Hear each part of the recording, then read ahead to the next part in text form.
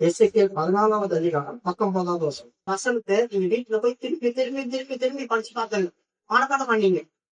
ஒரு தேசம் எனக்கு விரோதமாய் பாவம் செய்யும் போது 13வது வசனம் பாருங்க. 13வது வசனம். மனுபுத்திரனே, ஒரு தேசம் எனக்கு விரோதமாய் துரோகம் பண்ணி கொண்டிருந்து பாவம் செய்தால் நான் அதற்கு விரோதமாக என் கையை நீட்டேன். ஒரு தேசம் எனக்கு விரோதமாய் பாவம் செய்து கொண்டே இருந்தால் அப்படின்னு என்ன அர்த்தம்? அந்த தேசம் அவர் தேசம் அப்படி சொன்னா என்ன அர்த்தம்? தேசமா பாவம் செய்யுது, தேசம் இல்ல, தேசத்துல குடியிருக்கிற ஜனங்கள், அவங்கதான் தேசம் அப்படின்னு சொல்லுது. தேசத்துல குடியிருக்கிற ஜனங்கள் தொடர்ந்து பாவம் செய்யறாங்க அப்படின்னா என்ன அர்த்தம்? பாவம் நாங்க தேவனை மறக்கிறது பாவம், தேவனை விட்டு விடுறது பாவம், ஜெபம் பண்ணாது பாவம். சாமியில் சொல்றான், இருந்தாக நான் வீழ்த்தல் செய்யாம கர்த்தருக்கு விரோதமாய் பாவம் செய்கிறேன். அப்ப ஜெபம் பண்ணாம இருந்தா பாவம், தேவனை துதிக்காம இருந்தா பாவம், ஆராதிக்க இருந்தா பாவம், பைபிள் வாசிக்காம இருந்தா பாவம், நிறைய பாவங்கள்.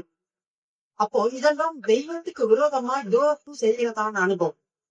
இப்போ நீங்க கல்யாணம் பண்ணி உங்க வீட்டுல ஒரு மனுஷி கொண்டு வந்து வச்சீங்க, அவங்க உங்களுக்கு நேரத்துக்கு காப்பி கொடுக்காம சாப்பாடு கொடுக்காம அவங்க பாட்டு தூக்கிட்டு இருந்து அவங்களை அலட்சியம் பண்ணி அவங்க கவனிக்காம போனா அவங்க ஊருக்கு துரோகம் பண்றாங்கன்னு அர்த்தம். சபை கிறிஸ்துவின் மனவாட்டி. அப்ப கிறிஸ்துவின் மனவாட்டி அவரை கவனிக்காமையோ வேற யாருக்கும் நேசத்தை செலுத்திட்டு இருந்தா ஆண்டவர் சொல்றாரு, இது எனக்கு தொடர்ந்து துரோகம் பண்ணிட்டே, இது எனக்கு தொடர்ந்து துரோகம் பண்ணிட்டே இருக்கும். அப்படி துரோகம் பண்ணி கொண்டிருக்கும் போது நான் அந்த தேசத்துக்கு விரோதமா எழுந்தேன் அப்படின்னா அந்த ஜனங்களுக்கு விரோதமா எழுந்தேன். பாருங்க, ஒரு வீட்டுல 5 பேர் ரட்சிக்கப்பட்டிருக்கீங்க வச்சுங்க. அப்ப 5 பேர் ரட்சிக்கப்பட்டிருக்கீங்க, உங்க பிள்ளைங்க எல்லாம் இருக்கிறாங்க. அப்ப உங்க பிள்ளைங்கள நீங்க தேவ சமூகத்துக்கு வரும்போது தேவ சமூகத்துக்கு வாங்க அப்படின்னு நீங்க சொல்லுங்களா? அவங்களுக்கு கடவுளை குறிச்சுக்கான பயத்தை உண்டு பண்ணீங்களா? நம்ம கடவுளுடைய சமூகத்துக்கு போறோம்னா நரகத்துக்கு போகணும்னு சொல்லி கொடுத்தீங்களா? அவங்க இப்ப எழுதி போறேன், நான் சொல்லி போறேன். அப்படியானா யாரு உண்மையான பக்தியா இருக்கிறாங்களோ அவங்கதான் தப்பிப்பாங்க. நீங்க சொல்லி இருக்குது நோவா, தானியல், யோபு, இந்த 3 பேர் அங்க இருக்க போது அந்த 3 பேர் மாத்திரம்தான் தப்பிப்பாங்க தவிர வேற யாரும் குமாரத்தி அவங்க தப்பிக்க முடியாது. அவங்க நரகத்துக்கு போயிடுவாங்க. ஒருவேளை நீ போகலாம், ஆனா நீ அப்படி சொல்லி சொல்லி சொல்லி இருந்து அவங்க கேட்கலன்னா தான் நீ பரவ போக முடியும். ஏடிய போத கஞ்சாலியா விட்டினா, ஏடி தன் பிள்ளைகள் செய்கிற அக்கிரமத்தை பார்த்துட்டு அவன் விட்டுட்டான். அவங்க எப்படின்னா போட்டாங்க, என் பேச்ச கேட்க மாட்டாங்க. அப்படி விட்டுட்டான் அப்படின்னாக்கா நீயும் அவர்களோடு சேர்ந்து நரகத்துக்கு போகும். ஏன்னா ஏடிக்கும் அவர்கள் பிள்ளைகளும் கொஞ்சம் எரியாம இருந்தது. அவன் சிங்காசனத்திற்கு அப்படியே வல்லாக்கு வந்து விடாரி உடஞ்சி சேர்த்து போயிட்டான், அவனும் சேர்த்துருவான். அப்ப நீயும் சாப்போம் பிள்ளைங்களுடைய ரத்தப்படி மூணால ஆண்டதுக்கு அப்பா நீயும் நரகத்துக்கு போனா உன் பிள்ளைங்க. அப்போ இவ்வளோ வருஷம் நான் ஆண்டவர் சம்மதத்துக்கு வந்து அந்த உத்தியோகம் செய்த இந்த உத்தியோகம் செய்த, நீ செகண்ட் கிளாஸ் டீச்சராரு, ஹெட்மாஸ்டராரு, செக்ரட்டரியாருக்கு, ஆய்வாளராக ஏதோ ஒண்ணா இருந்துக்கும், உனக்கும் அதே கதிதான் வரும். அதை மாபத்து வச்சு பிள்ளைகளை செஞ்சா வளர்க்கல அப்படியானா அவங்கள சாட்சி குறவங்களா இல்ல அப்படின்னு சொன்னாக்கா நீ செய்யற ஊழியத்துக்கு உனக்கு பிரதிபலன் கிடைக்காது, ஒரு பிரதிபலன் கிடைக்காது. அப்போ நீயா இருக்கட்டும் யாரா இருக்கட்டும், பிள்ளைகளை எப்படி வளர்க்கிறவன், பிள்ளைகளுக்கு என்ன பயத்தை சொல்லி தர அப்படியானா அவங்க சொல்லி கொடுத்து கேட்கலாம் அப்படின்னா நீ ஒருவேளை தப்பிக்கலாம். ஆனா உன் பிள்ளைகளோ உன் குமாரனோ உன் குமாரத்தையோ நீ ஒவ்வொரு இடத்துக்கு வர முடியாது. மறுபடியும் படி அந்த வசனம்.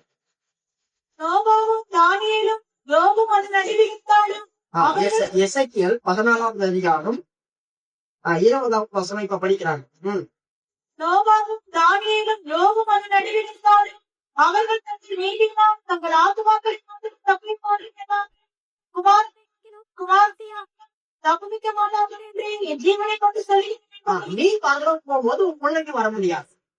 ஏன்னா உன் நீதி நிமித்தம், உன் நீதி சொன்னா கர்த்தரை நான் நேசிச்சேன், நான் நேசித்த அளவுக்கு என் பிள்ளைங்க நேசிக்கல, அவங்கள நேசிக்க சொன்னேன் அவங்க நேசிக்கல, அதனால உன்னை ஆண்டவர் விடமாட்டாங்க, உன்னை தூக்கி போயிடுவா. நானும் உன் பிள்ளைங்க தேதி நீ பரலோகத்துல சந்தோஷமா இருக்கியா, என் பிள்ளைங்க எல்லாம் நரகத்துக்கு நான் தப்பிச்சப்பா சந்தோஷம் அப்படின்னு சொல்லுவியா? அப்ப உனக்கு ஏக்கம் இருக்காதா, தவிப்பு இருக்காதா? எது தங்கத்தை எழுதி வச்சிருக்கிறாங்க? இந்த மாதிரி ஒரு சூழ்நிலை உனக்கு வராதபடி பார்த்துக்கோ அப்படின்றதுதான். அந்த மாதிரி ஒரு சூழ்நிலை 14வது வசனத்துல வாசி. அப்பொழுது நோவா, தானியேல், யோபு ஆகிய 3 புருஷரும் அது நடுவில் இருந்தாலும் அவர்கள் தங்கள் நீதியினால் தங்கள் கர்த்தராகிய ஆண்டவர் சொல்லுகிறார். பாத்தீங்களா? அவர்கள் நீதி நிமித்தம் அவர்கள் மட்டும் தப்பிச்சுக்குவாங்க, பொண்டாட்டியோ பிள்ளையோ தப்பிக்க முடியாது. இப்போ புருஷன் மனைவி 2 பேர் இருக்கிறாங்க. புருஷன் பக்தி உள்ளவங்களா தான் அவங்க போயிடுவார், மனைவி போவாங்க. இப்ப மனைவி பக்தி பயங்கரமான பக்தியா இருக்கிறாங்க அப்படின்னா புருஷன் போவாங்க. ஏன்னா யார் நீதி உள்ளவங்களா இருக்கிறாங்களோ அவங்கதான் தப்பிப்பாங்க, அவங்கதான் பரவாயில்ல போக முடியும், எல்லாரும் போக முடியாது. சில நேரங்கள்ல நான் ரட்சிக்கப்பட்ட ஆண்டவர் தான் நான் பறக்கிறேன், பறந்து பாருங்க, பறந்தா சந்தோஷம் தானே, நீங்க பறந்து போங்க, பறந்தா சந்தோஷம் தானே. அதனால தயவு செய்து கர்த்தரை எதற்காக நான் ஏற்றுக்கொண்டேன், எதற்காக தேவ சமூகத்துக்கு வந்தேன், ஏன் ஆண்டவருக்குள்ள நான் வந்தேன், பரலோகம் போறேன், நரகத்துக்கு தப்பணும், நான் நரகத்துக்கு தப்பணும், அங்க போய் நான் வேதனைப்படக்கூடாது, நரகத்துக்கு தப்புறதுக்காக தான் நான் தேவ சமூகத்துக்கு வந்தேன். அப்ப நரகத்துக்கு நான் தப்பணும்னா நான் எங்க போகணும், நான் எப்படி இருக்கணும், நான் என்னவா மாறணும், அது போல நீ தானியேலா மாறணும், நோவாவா மாறணும், நீ யோகுவா மாறணும். இவங்க எல்லாமே தங்கள் தேவனுக்கு நீதிமான்களா இருந்தாங்க, பொல்லாப்புக்கு பயந்தாங்க, தேவ பக்தியும் பயமும் உங்களுக்குள்ள இருந்துச்சு, தங்களை ஆண்டவருக்குள்ள காத்து கொண்டார். அவர்கள் தேவனை அளவுக்கு அதிகமா நேசித்தார். பிள்ளைகள் செத்து போச்சு, யோபு சொல்றாங்க, கர்த்தர் கொடுத்தார், கர்த்தர் எடுத்தார், கர்த்தர் ஸ்தோத்திரம் சொல்றார்.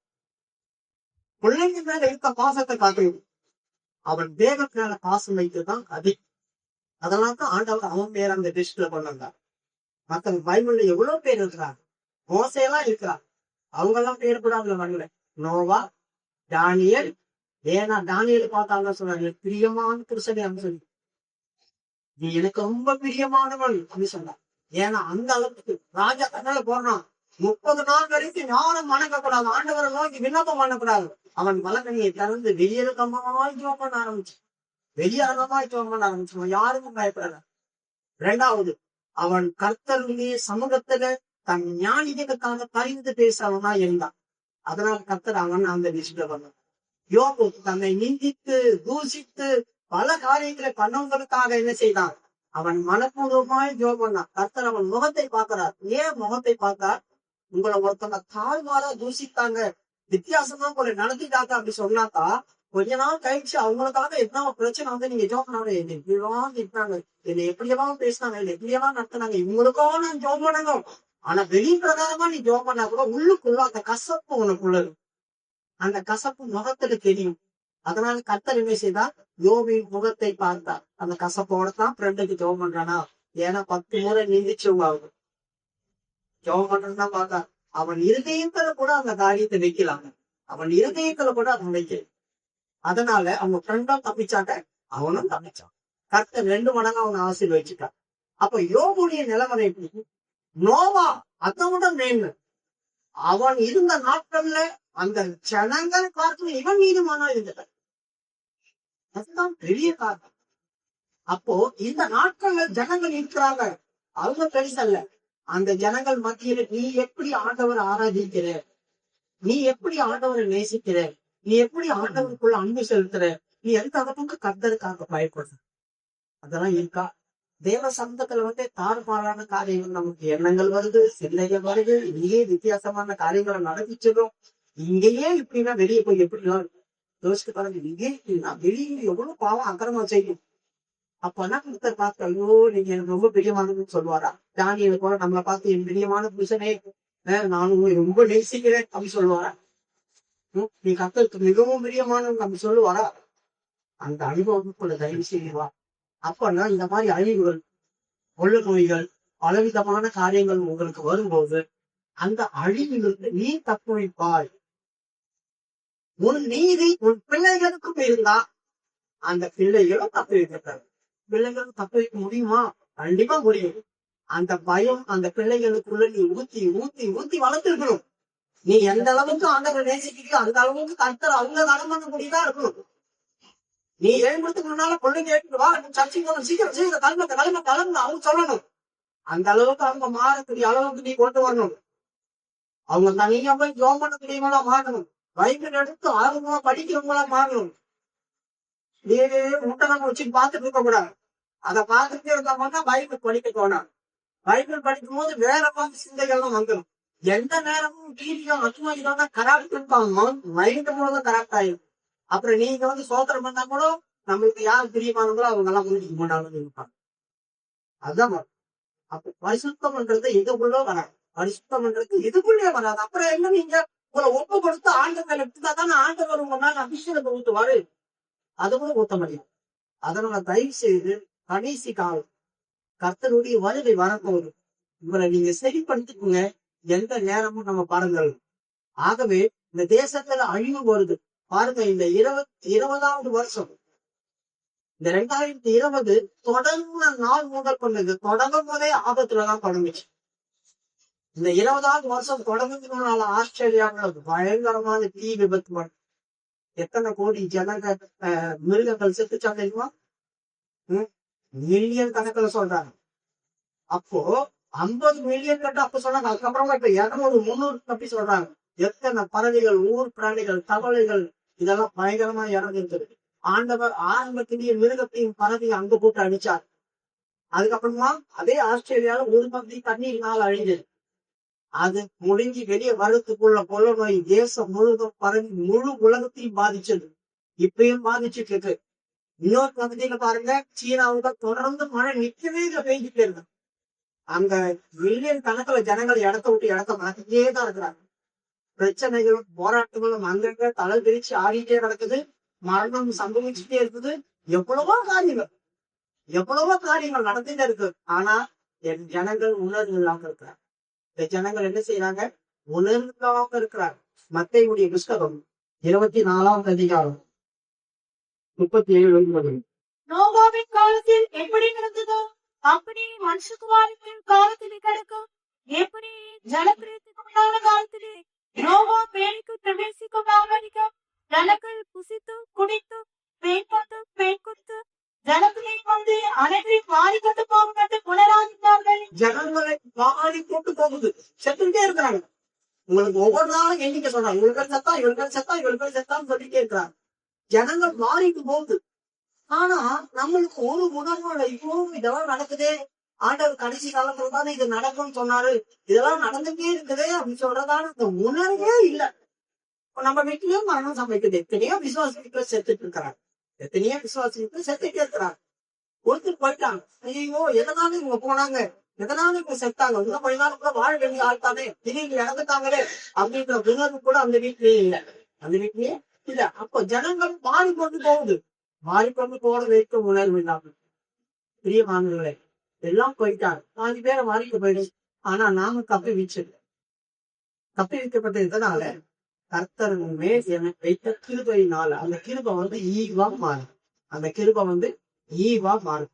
எபேசியருடைய புஸ்தகம் 2ஆம் அதிகாரம் 8வது வசனம். கிருபையினாலே விசுவாசத்தை கொண்டு ரட்சிக்கப்பட்டீர்கள். இது ஒப்புதலானது. இது தேவனுடைய ஈவு.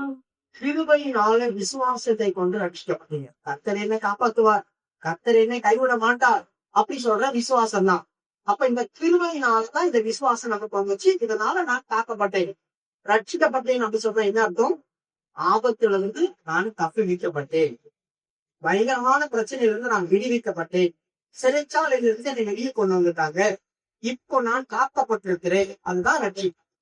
அப்போ ஆண்டவர் அவங்க பார்த்து என்ன சொல்றார்? கிருபையினால விசுவாசத்தை கொண்டுதான் நீ காப்பாற்றப்பட்டிருக்க. இது உன்னுடைய திறமையினால நீ ஜெயிக்கல. கர்த்தர் உனக்கு கொடுத்த கிஃப்ட், ஈவு, அது பிச்சை. அந்த மாதிரிதான் இது. நமக்கு ஆண்டவர் போட்ட பிச்சை, அதுதான் ஈவு அப்படின்னு சொல்றாரு. இந்த இறக்க பாராட்டு தரங்களை எடுத்துட்டு போ. அந்த இறக்கத்தினாலதான் நம்ம உயிரோடு இருக்கோம். இப்படி இறக்கத்தினால அந்த கிருபையை வாக்குற அநேகர் இந்த நாட்கள்ல அந்த கிருபையும் போக்கடிக்கிறாங்க. தேவ சமூகத்தை தேடுறது கிடையாது. எத்தனையோ நான் நீங்க வந்ததுல வந்து கூட்டம் தொடர்ந்து நடத்திட்டே வந்தேன். சில பேர் பஸ் இல்லாம தூரத்துல இருந்தாலும் வரல. ஆனா ஒரு சிலர் வந்தாங்க. இங்க இருக்கிற ஜனங்களே வரல, எட்டி கூட வரல. இங்க இருக்கிற ஜனங்களுக்கு அது இப்ப எந்த அளவுக்கு தெய்வ பக்தி உள்ளவங்களா இருக்கீங்க பாருங்க. எந்த அளவுக்கு தெய்வ பக்தி உள்ளவங்களா இருக்கு, கர்த்தர் மேல் உனக்கு பற்றுதல் இருக்குதா? நீ உட்காந்து 2 மணி நேரம் 3 மணி நேரம் வீட்டுல உண்மையா ஜெபம் பண்ணியா? இந்த லாக்டவுன் டைம்ல உண்மையாவே நான் 2 மணி நேரம் முழங்கால் போட்டு ஆண்டு சம்பந்தர கையை ஜெபம் பண்ணேன். தோரபாஸ்டர் பேசுற சசங்கத்தை போட்டு சமையல் கேட்டா அந்த பிரசாத் ஓடி இருக்கு. நாங்களும் ஆராதனை கேட்டுதான் நாங்க வேலையை செய்திருந்தோம்.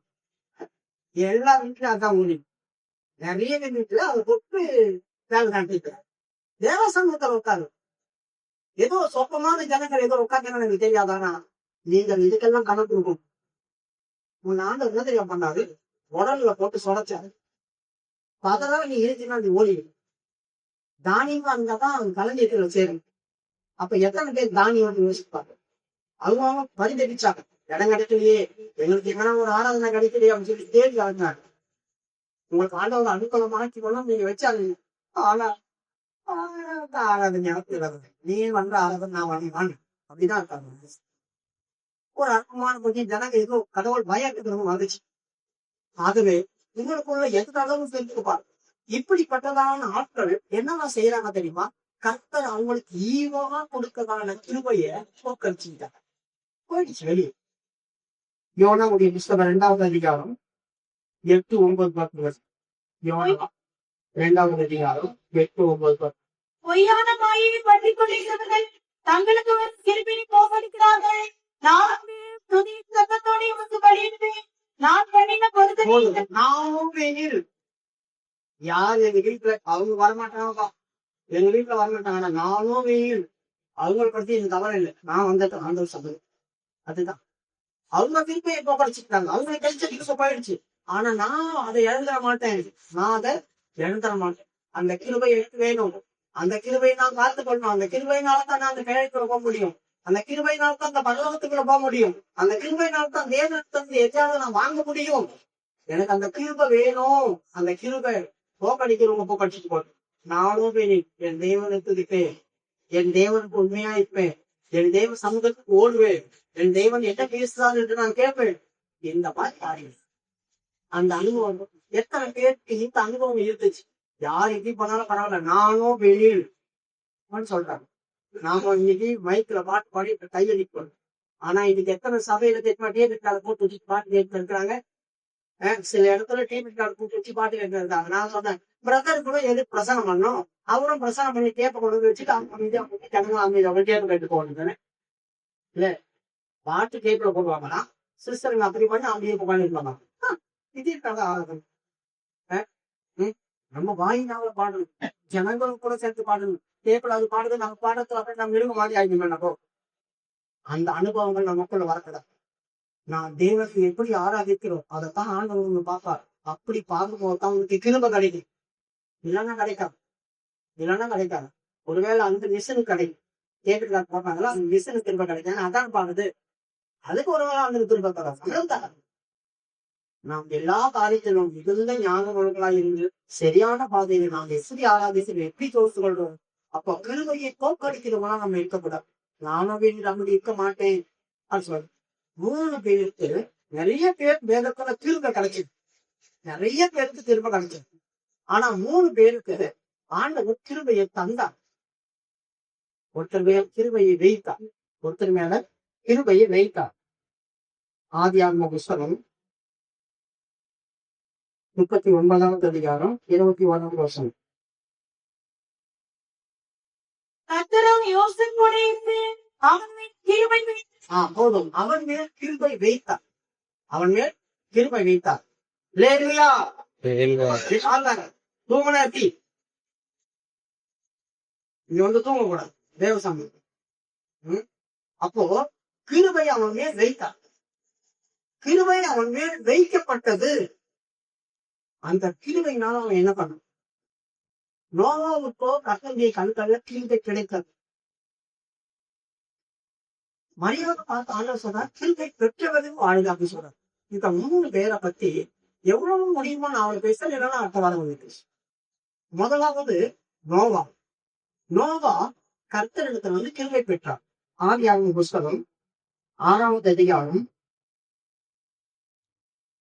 8வது வசனம். நோவாவுக்கும் கர்த்தருடைய கண்களில் கிருபை கிடைத்தது. நோவாவின் வம்சவரலாறு நோவாவுக்கும் கர்த்தருடைய கண்கள் கிருபை கிடைத்தது அப்படின்னு சொல்லி. நோவாவுக்கோ அப்படி சொன்னா நோவாவுக்கு மட்டும்தான். ஏன் நோவாவுக்கோ கர்த்தருடைய கண்கள் கிருபை கிடைச்சது? மேல ஒரு வசனம் வாசி. அப்பொழுது செத்து நான் சிருஷ்டித்த மனுஷனை பூமியின் மேல் வைக்காமல் மனுஷன் முதல் நான் அவர்களை உண்டாக்கி எனக்கு மனசாரமா இருக்கிறது என்றார். ஜனங்களை மனசா ஆண்டவர் சிருஷ்டித்து ஜனங்கள் தேசத்தில் திரும்ப தொடங்கிட்டாங்க. ஜனங்கள் பெண்கள் தொடக்கிறதான நாட்கள் வரும்போது, ஜனங்களுக்குள்ள நடக்கிறதான காரியத்தை ஆண்டவர் பார்க்கும்போது, ஐயோ ஏன்டா இந்த ஜனங்களை உண்டாக்கணும், ஏன் இவங்களை ரட்சித்தோம், ஏன் இவங்க சபைக்குள்ள கொண்டு வரோன்றதான இடத்துக்குள்ள சில பேர் குறிப்பார். சில பேர் ஆண்டவர் அந்த இடத்துக்குள்ள கொண்டு வந்து வச்சுருவாங்க. ஆண்டவர் மனஸ்தாபப்படக்கூடிய இடத்துக்குள்ள வந்துட்டாங்க. ஆனா இதுக்கு மத்தியில இவ்வளவு மனஸ்தாபத்துக்கு மத்தியில நோவாவுக்கோ கர்த்தருடைய கண்கள்ல தயவு கிடைச்சது. நோவாவுக்கோ கர்த்தருடைய கண்கள்ல திருப்ப கிடைச்சு. இப்போ நோவாவுக்கு கர்த்தருடைய கண்கள் திருப்ப கிடைக்கிறது 9வது வசனம். நோவாவின் வம்சவராறு நோவா தன் காலத்தில் இருந்தவர்களுக்குள்ளே நீதிமான் உத்தமனுமாயிருந்தான். நோவா தேவனோட சஞ்சரித்துக் கொண்டிருந்தான். அதைதான் நோவா தேவனோடு சஞ்சரித்துக் கொண்டிருந்தான். நோவா இருந்த நாட்கள்ல இருந்தவர்களை பார்க்கணும். அப்பனா அந்த அநியாயக்காரர்கள் அக்கிரமக்காரர்கள் எல்லாம் இருந்தாங்க. மத்திய நம்ம படிச்சதுல ஆண்டவர் வாரிக்கொண்டு போகும் வரையிலும், அதாவது அந்த மழை காலம் ஜனங்கள் சாகுற வரைக்கும் நோவா காலத்தில் பெண் கொண்டு பெண் எடுத்தும் விளையாடி அதை பண்ணி இதை பண்ணி ஸ்போர்ட்ஸ் அது இதுதான் இருந்துட்டாங்க. பயங்கரமா தான் இருந்தாங்க. தெய்வத்தை தேடக்கூடிய ஒண்ணுமே இல்லை ஜனங்களும். ஆண்டவர் ஒருத்தர் இருக்கிறாங்க எண்ணமே இல்லை. நோவா அவங்களை பார்க்கணும் வித்தியாசமா வாழணும். எப்படி அவங்களை பார்க்கணும் நோவாவுக்கு வித்தியாசமா வாழக்கூடியதான அந்த தன்மை எப்படி கிடைச்சது? யார் அவனுக்கு ஊட்டியிருப்பான்? கடவுள் மேல அந்த அளவுக்கு பயமும் பக்தி அவனுக்கு எப்படி வந்தது? இதனால கண்டிப்பா கேட்டு சொன்னதையா, நமக்கு மேல இருக்கிறதான ஆட்கள் இல்லது நமக்கு முன்னால இருக்கிற ஜனங்கள் எந்த அளவுக்கு தெய்வ பக்தி உள்ளவங்களும் பயம் உள்ளவங்களா இருக்கிறார்களோ அந்த அளவுக்கு அவங்களுக்கு பின்னால வர சந்ததியும் இருக்கும். அதுதான் நானும் தாறுமாறா இருந்து கடவுளுக்குள்ள இருந்தா கூட தாறுமாறா இருந்தாலும் எனக்கு முன்னால ஒரு சந்ததி கடவுள் பயம் இருக்கும், கடவுளும் தெரியும். ஆனா அவங்க தாறுமாறா தான் இருப்பாங்க. அவங்களும் தாறுமாறா தான் இருப்பாங்க. நான் எப்படி அப்படிதான் என் பிள்ளைகளும் இருக்கும். ஆனா இங்க நோவா அந்த இருந்த ஜனங்கள் பார்க்கிற வித்தியாசமா இருக்கு. காரணம் என்ன? நோவாவுக்கு 2 தலைமுறை முன்ன அப்படின்னா யாரு? நோவாவுடைய அப்பா லாமே, லாமேக்குடைய அப்பா மெத்துசலம், மெத்துசலாத்துக்கு மேல இருக்கிறவன் ஏனோக். இந்த 3 தலைமுறைகள் இருக்கு இல்லையா? இந்த 3 தலைமுறைக்கு ரொம்ப வித்தியாசமானவங்க, சாதாரணமானவங்க. நோவா இந்த அளவுக்கு ஜீவித்து கடவுளுக்கு பயந்து கடவுளோடு சஞ்சரிக்கக்கூடியதாக ஒரு அனுபவம் வந்த காரணம் என்னன்னா, அவங்களுடைய அப்பா, அவங்களுடைய தாத்தா, அவங்களுடைய முப்பாட்டு, இந்த ஆட்கள் எல்லாமே ரொம்ப வித்தியாசமானவங்க.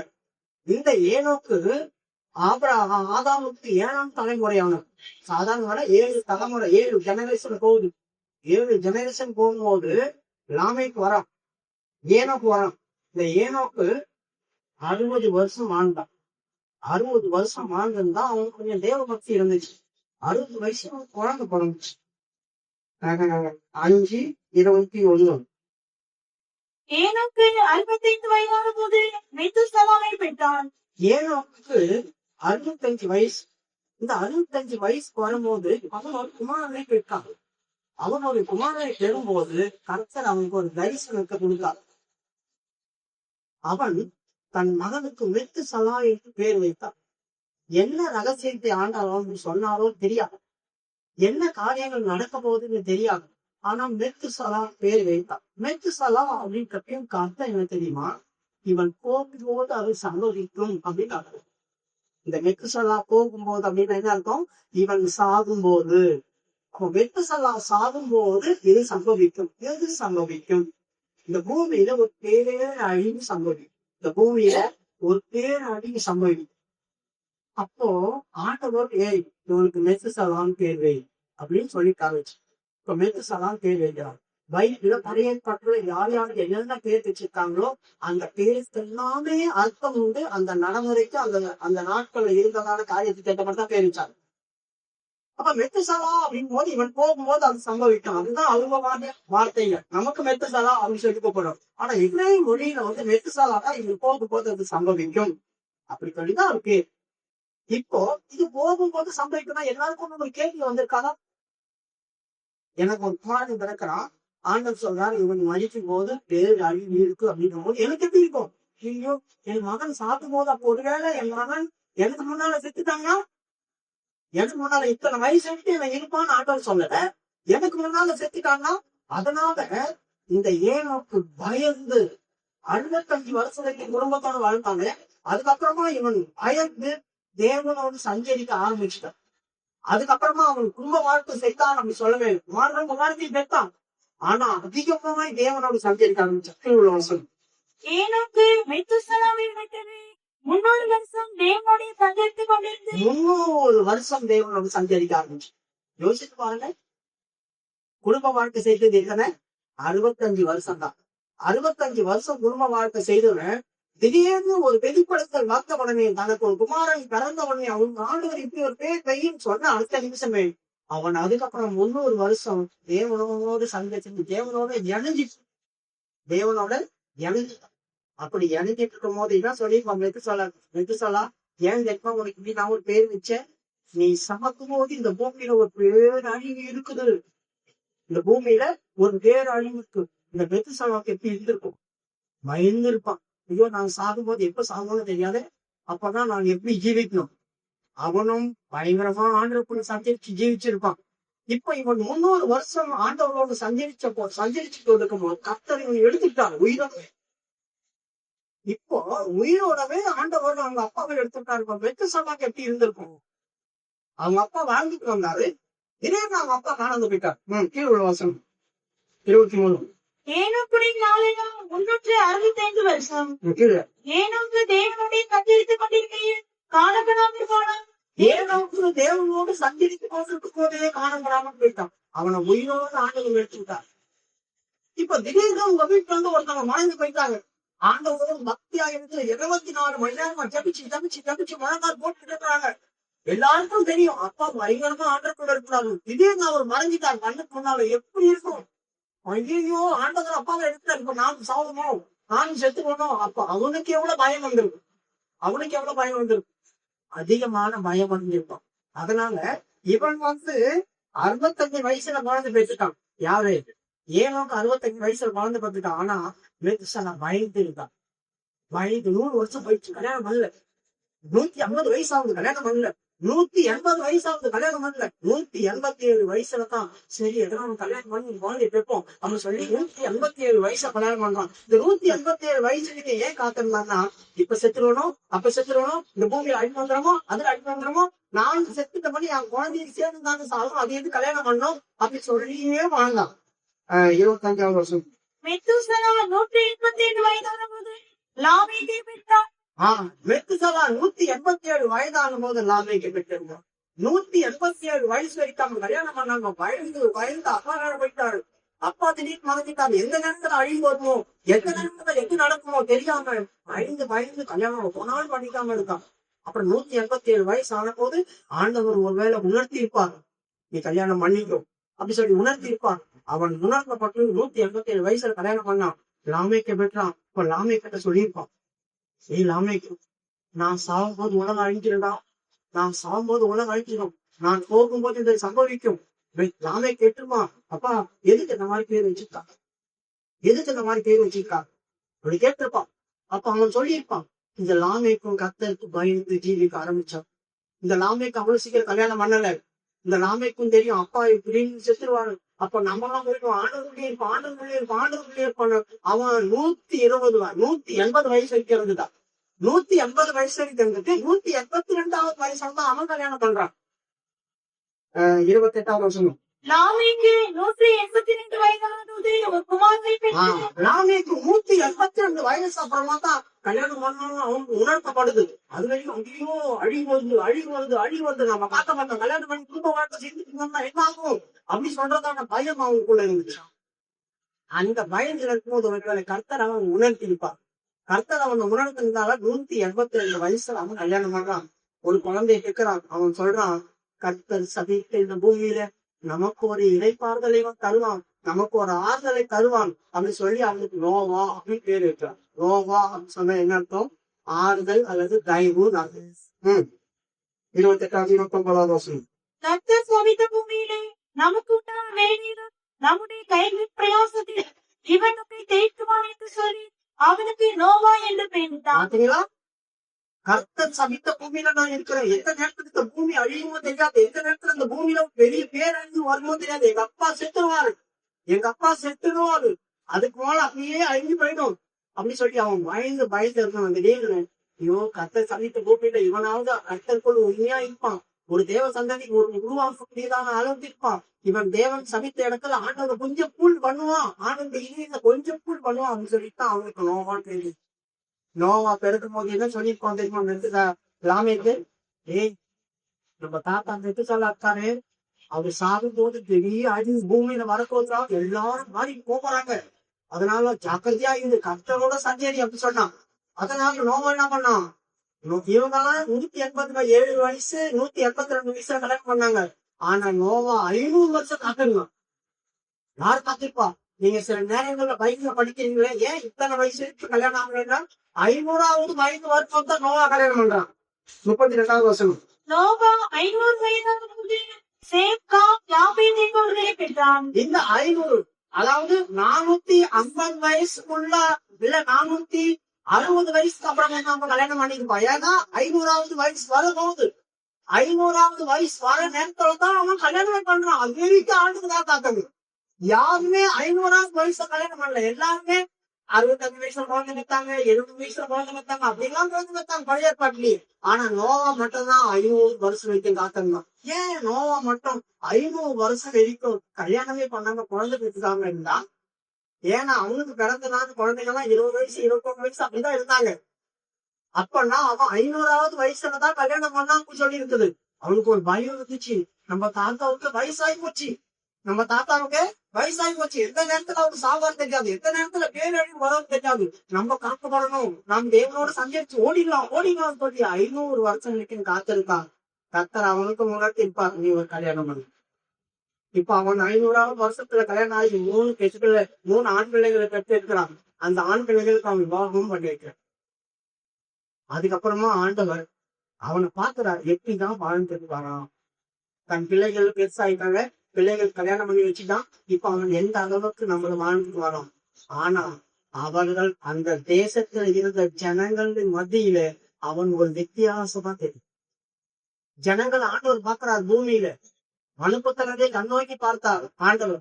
ஒருவனும் கர்த்தரை தேடுகிறவன் இல்ல. சங்கீதத்தில் ஒருவனும் கர்த்தரை தேடுகிறவன் இல்லை, ஒருவனும் தேவ பக்தி உள்ளவன் அல்ல, ஒருவனும் ஜபிக்கிறவன் இல்ல. அவனவன் தன் சொந்த வழிகளை ஓடுறான். பூமி ஆண்டவர் பார்க்கிறார், பூமி சீர்கட்டு நடந்துட்டான். 12வது வசனம் ஆதியாகமம் 6:12. தேவன் பூமியை பார்த்தார், இதோ அது சீர்கெட்டதாயிற்று, மாம்சமானவர்களும் பூமியின் மேல் தங்கள் வழியை நிறுத்திக் கொண்டிருந்தார்கள். பூமியை தேவன் கண்ணோக்கி பார்க்கிறார். யாராவது நகரப்படுத்துறாங்களா? யாராவது எனக்கு பயப்படுறாங்களா? பூமி சீர்கட்டு கிடக்குதான். மாம்சமான யாரும் தங்களை கெடுத்து கொண்டாங்க. அவங்களை யாரும் கெடுக்கலாம், அப்படியே தொட்டு போய் கிடக்குறாங்க.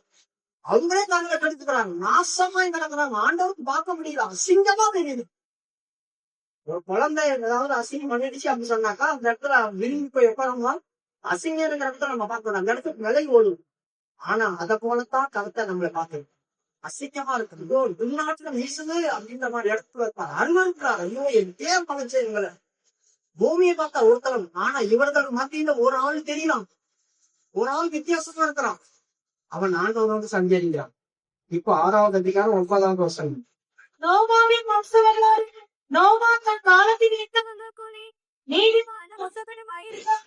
நோவா தேவனோடு சஞ்சரித்துக் கொண்டிருந்தான். நோவா தேவனோடு சஞ்சரித்துக் கொண்டிருந்தான். அவனுக்கு 3 பிள்ளைங்க இருக்குது, மருமக்களா இருக்கிறாங்க, மனைவி இருக்குது. ஆனாலும் கூட அவன் தேவனோடு சஞ்சரித்து கொண்டிருந்தான். 500 வருஷம் ஆண்டவருக்காக காத்துட்டு இருந்தான்.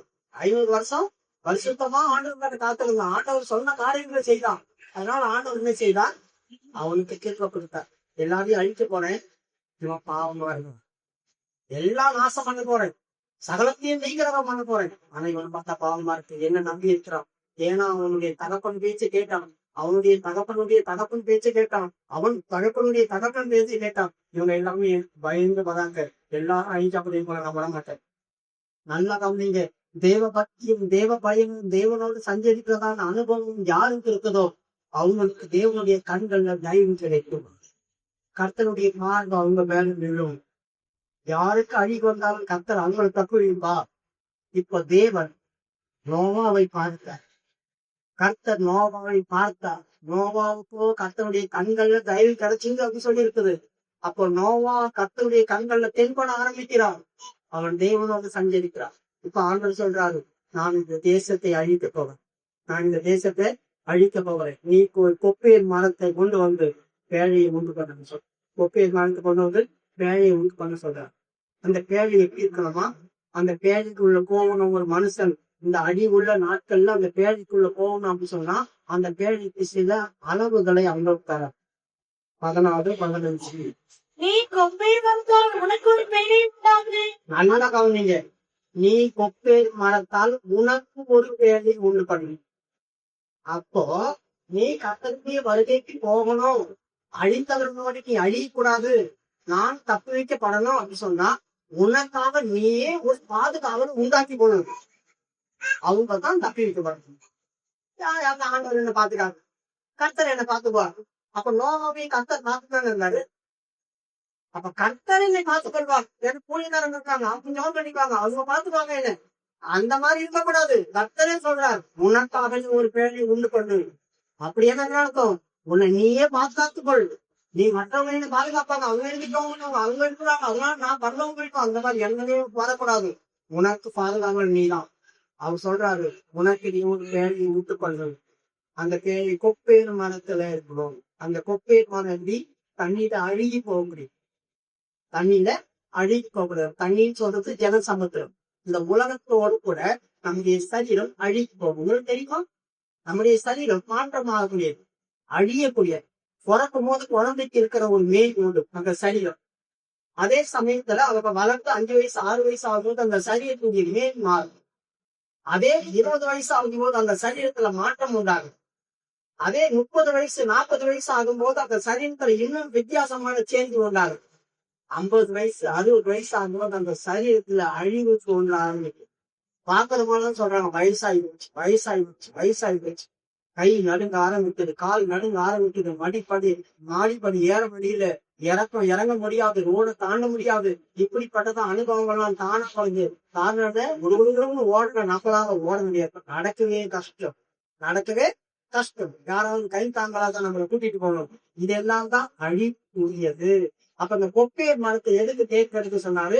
உன் சரீரம் அழியக்கூடியது, அழிவில்லாத ஒருத்தருக்கு நீ வரணும் அப்படின்னு சொன்னாக்கா இது மேல கீழையும் மேலையும் கீழ் பூசு படி. அந்த பேழை அறைகளை உண்டு பண்ணி அதை உள்ளும் புறமாக கீழ் பூசு. அதை உள்ளும் புறமாக கீழ் பூசு. அப்போ உன் ஆத்மாவுக்கும் உன் சரீரத்துக்கும் கீழ் பூசப்பட்டதான் இந்த அழிவான சரீரம் காக்கப்படும். இந்த அழிவான மரங்கள் காக்கப்படும். இல்லைன்னா தண்ணீர் அழிஞ்சிடும். நீ எப்பயாவது கடவுளுக்குள்ள வாழணும்னு நினைச்சபோது இந்த உலகத்தார் உன்னை வாழ விட மாட்டார். இந்த உலகத்தார் உன்னை வாழ விடாது. தண்ணியில நீ இருந்தாலும் தண்ணி உன்னை தொட்டு டச் பண்ணக்கூடாது. இந்த தண்ணி உன்னை நாசம் பண்ணக்கூடாது. இந்த உலகத்தார் உன்னை அழிச்சிடக்கூடாது. இந்த உலகத்திலிருந்து நீ வேறுபட்டு ஜீவிக்கணும். தண்ணி அங்க தாமரை இளநிலை எப்படி தண்ணி பண்ணாலும் உருண்டு ஓடுதோ அது போல உன்னால பார்த்தா உருண்டுதான் போகணும். அது உன்னை டச் பண்ணி உன்னை ஈரம் பண்ணக்கூடாது. அதனால கீழ் பூசு. அந்த கீழ் என்ன? கர்த்தருடைய மகிமை, பாதுகாவல், வல்லமை, கிருபை. ஏன்னா அந்த ஏழை தோட்டத்துல இருக்கிறதைக்கும் தேவனுடைய மகிமை அந்த 2 பேருக்கும் இருந்துச்சு. என்றைக்கு அவங்க பாவம் செய்யலாமோ அந்த பாவம் மகிமையை வெளியே போகடிச்சு அவங்க தீம்பட்டவளா மாறினாங்க. கர்த்தருடைய சமூகத்துக்குள்ளே ஒழிஞ்சு கொண்டாங்க. அப்ப கர்த்தருடைய மகிமை, அவருடைய சமூகம், அவருடைய சாடு, இதெல்லாமே அந்த கீழ். அதெல்லாம் நம்ம கிட்ட இருந்துச்சுன்னா இந்த உலகம் என்ன காரணத்துக்கு அப்படி தீட்டுப்படுத்த மாட்டாங்க. அதனால ஆண்டவர் நினைச்சுனார், உள்ளும் புறமும் கீழ் பூசு அப்படி சொல்லிட்டு சொல்றார். அதை செய்ய வேண்டியதான அளவு. நீ அதை கண்டுகட்டி விடும் என்னவென்றால் பேழைக்கு நீளம் 300 முழம். முதலாவது ஆண்டவர் சொல்றார், பேழைக்கு நீளம் 300 அப்படி சொல்றார். அதனுடைய அகலம் 50 அப்படி சொல்றார். அதனுடைய உயரம் 30 அப்படி சொல்றார். ஒவ்வொன்றுக்கும் ஒரு குறிப்பிட்ட ஒரு கணக்கு இருக்கு. அப்போ ஏன் நீளம் மட்டும் 300? நீ ஒரு பேழையை உண்டாக்கி கொள்ற இல்லையா? அந்த பேழையில இருந்து அந்த பேழைக்குள்ள பிரவேசித்து அந்த பேழை தான் அந்த தண்ணி வந்து நினைச்சு போகும். ஒரு கூட்டத்தார் அழிய போனாக்க ஒரு கூட்டத்தார் மேல போறாங்க. அப்ப நீ அந்த பரலோகத்துக்குள்ள கால் வைக்கணும் அப்படின்னு சொன்னாக்கா அதிகமாய் கர்த்தரோடு சஞ்சரிக்கணும். ஏன்னா ஏனோக்கு 300 வருஷம் தேவனோடு சஞ்சரித்தான். அந்த 300 வருஷம் அப்படி சொல்றதுதான் பேழையின் நீளம் 300 அப்படி சொல்லி இருக்குது. அப்ப 300 வருஷம் நீ என்ன செய்யணுமா? தேவனோடு குடும்பத்தில் இருந்ததான அக்கறைகளும் எல்லா காரியத்தை பார்க்கலும் நீ தேவனோடு அதிகமாய் செலுத்தக்கூடியதான சில காரியங்கள் இருக்கும். உன் மனைவியை பார்க்கணும், பிள்ளைகளுக்கு பார்க்கணும், என்னை ஒரு படி அதிகமா நேசித்தா விட்டா நீ எனக்கு பாத்திரம் வாங்கிட்டா அப்படின்னு ஆண்டவர் சொல்லிட்டார். மத்தேயு 10வது அதிகாரம். உன் மனைவி பார்க்கணும், பிள்ளைகளை பார்க்கணும், என்ன நீ அதிகமா நேசித்தா விட்டா நீ எனக்கு பாத்திரம் வாங்க முடியாதுன்னு சொல்றார். மத்தேயு 10:37. ஆஹ் தகப்பனையாவது தாயையாவது என்னிடம் அதிகமாய் நேசிக்கிறவன் எனக்கு மகனே என்னிடம் அதிகமாய் நேசிக்கிறவன் எனக்கு பாத்திரன் அல்ல. பாத்தீங்களா, நம்ம பிள்ளைங்க மேல பாசம் வச்சுக்கிட்டு அவங்க வச்சுக்கிட்டு இதை வச்சுக்கிட்டு நம்ம ஆண்டவர் நாட்டு செலுத்துறோம் அப்படின்னா நீ ஆண்டவன் பாத்திரம் வாங்க, நீ அங்க வந்து சேர முடியாது, அந்த பேழைக்குள்ள நீ போக முடியாது, அந்த பேழைக்குள்ள போக முடியாது, கர்த்தருடைய வருகை வரும்போது நீ போக முடியாது. கர்த்தருக்குள்ள அவங்களையும் கொண்டு வந்து நிக்க வைக்கணும், அவங்களையும் கொண்டு வந்து உனக்கு ஏத்த மாதிரி காட்டி காட்டணும். அப்பதான் நீ போக முடியும். இல்லைன்னா அவன் கஷ்டப்படி வரும், ஐயோ எங்க அப்பா அம்மா என்ன அடிச்சு கண்டிச்சு சொல்லிதான் நான் வந்திருக்கேனே, நாம ஆண்டவன் உங்க மேல கம்ப்ளைண்ட் பண்ணுவோம். எங்க அப்பா இப்படிதான் சொல்லியிருந்தா நான் வந்திருக்கணும், எங்க அப்பா இப்படிதான் சொல்லித்தான் வந்திருக்கணும், எங்க அப்பா எங்க விட்டுட்டாங்க, எப்படி போங்க எப்படி டீம் பார்த்துட்டு சொல்றாங்க. அப்படி சொல்லி கதை நாங்க பார்த்துக்காது இருந்தோம். கொஞ்சம் கண்டிச்சு இருந்தா நான் திரும்பி இருப்பேனே. அப்போ நீ அங்க பேச்சு மூச்சு இல்லாம இருப்ப. இந்த அக்கிரம காய் உங்களுடைய கையை காலை கட்டி புறம்பான வீட்டுல தள்ளுக்கு அப்படின்னு சொல்லுவாங்க. அந்த வஸ்திரம் இல்லாதவனை பார்த்து அப்படின்னு சொன்னான். அவன் பேச்சு மூச்சு இல்லாம நிற்கிறான், தேசத்துக்கு பலம் தேவை இல்லை, ரெண்டு கையை காலம் கட்டி உபத்திர பண்ண கோடு அப்படின்னு சொல்லி அப்படியாகவும் அவன் கிடைச்சது. அதனால நீ தேவனோடு சஞ்சரிக்கிற ஒரு நபரா மாறும். அதிகமாய் கர்த்தரோடு அந்த அன்பு நெருங்கி இருக்கணும். அதனாலதான் அந்த பேழையுடைய நீளம் 300 அப்படின்னு சொன்னார். பரலோகத்துக்குள்ள போகணும் அப்படின்னு சொன்னா எவ்வளவு நீ வாழ்க்கை இனிமே கொஞ்ச காலம் கர்த்தருக்காக நான் வாழ, கர்த்தருக்காக வாழ, ஆண்டவர் சமூகத்தை பத்தி சோத்திரம் பண்ணி சாகிறேன், ஆண்டவர் சமூகத்துல இருந்து ஜெபம் பண்ணி சாகிறேன், வேத வாசிக்கிறேன், என்னையும் இன்னும் நிறைய காரியங்கள் தெரிஞ்சுக்க வேண்டியது இருக்கு, இன்னும் நான் 0ல தான் இருக்கிறேன், இன்னும் எதுவுமே கத்துக்கடி ஆண்டவரே நான் இன்னும் கத்துக்கணும் அப்படின்னு சொல்றேன். வாங்கி உனக்கு வரும். அப்படி வந்தாதான் உன்னையும் காக்க முடியும், உன் பிள்ளைங்களையும் காக்க முடியும். அதனால அந்த பேழையுடைய நீளம் 300. அப்ப தேவனோடு சஞ்சரிக்கிற ஒரு அனுபவம் உனக்கு வேணும். உலகத்துல ஞாபகம் எல்லாரும் செய், உலகத்திலேயே குடும்பத்திலேயே எங்க ஒண்ணா இருந்தோம்.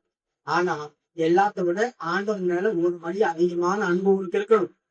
ஆண்டவனோடு சஞ்சரிக்க வளர்க்கணும். எப்பவும் வாயில சோத்திரம் வந்துட்டே இருக்கணும், எந்த டைமும் சோத்திரம் வந்துட்டே இருக்கணும்.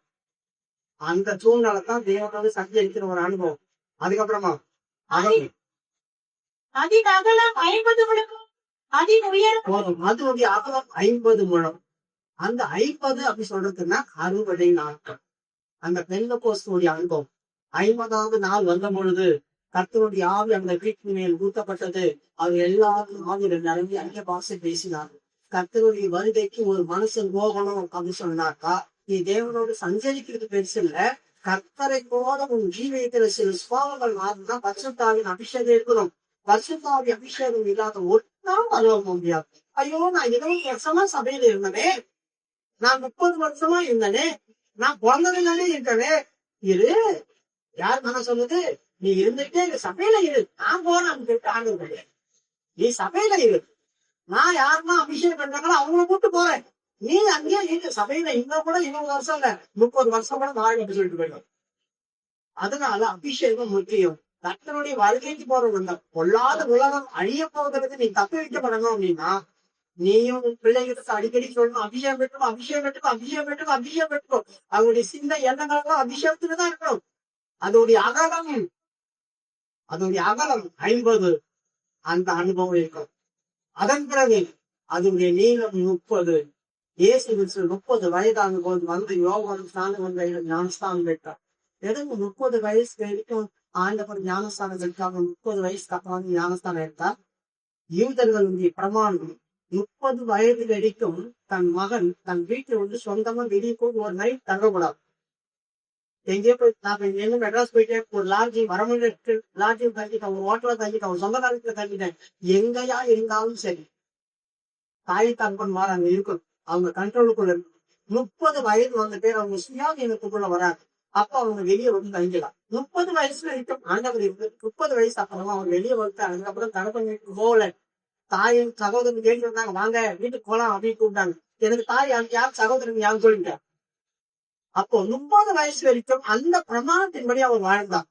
அதன் பிறகு அவர் ஞானஸ்தானம் பெற்றார். அப்போ 30ன்னு சொல்றது தேவனோடு இணைக்கப்பட இவர் என் நேசகுமாரன், உண்மையாகவே என் கூட சஞ்சரிக்கிறார். என் கூட தான் சஞ்சரிக்கிறார். பரிசுத்தாவின் அபிஷேகம் என்னை பெற்று அவன் என் ஆலோசனைபடி வளர்ந்து வருகிறார். இவனை குறித்து என் புஸ்தகத்துல நான் எழுதிச்சு அவங்க பேர் எழுதப்படும் ஜீவ புஸ்தகம். அப்போ ஞானஸ்தானம் பெற்றிருக்கணும், அபிஷேகம் பெற்றிருக்கணும், தேவனோடு சஞ்சரிக்கிற ஒரு அனுபவம் வேணும். இப்ப ஞானஸ்தானம் அப்படி சொன்னாக்கா முழுக்கு ஞானஸ்தானம் தான். ஞானம் ஸ்தானம் அப்படி சொன்னாலே கிரேக்க மொழியில முழுகுதல் அர்த்தமா. ஞானஸ்தானம்னா ஞானம் அடைஞ்சிட ஸ்தானம் அது இல்ல. சில பேர் மாத்தி மாத்தி சொல்றாங்க. ஞானஸ்தானம்னா கிரேக்க மொழியில முழுகுதல்னா செலுத்து கொடுக்குற ஞானஸ்தானம் இல்ல, குழந்தையில கொடுக்குற ஞானஸ்தானம் இல்ல. குழந்தையில ஞானஸ்தானம் கொடுத்தாங்க ஆரம்பத்துல. ஏன்னா அப்போ இருந்த அந்த ராஜாவுடைய மகன் கஸ்மபியாவுக்கு வந்துச்சு. அப்பதான் அந்த ராஜா ஏத்துக்கிட்ட ஆண்டவர். ஏத்துக்கிட்ட உடனே அப்போஸ்தலர்கள் இருந்தாங்க அந்த நாட்கள்ல. முதலாம் அம்மதியாக பெரிய அம்மதியாக செத்து கொடுக்குறாங்க. அப்ப அந்த ராஜா கூப்பிட்டு என் புள்ள சேர்த்துலாம் நரகம் பதவம் போவானாங்க. அப்போ அவன் சொன்னான் பதவம் போக முடியாது. அப்போஸ்தலர்கள் சொன்னாங்க ஞானஸ்தானம் எடுத்தா பதவம் போக முடியாது. அப்ப என் பொண்ணுக்கு ஞானம் காணுங்க.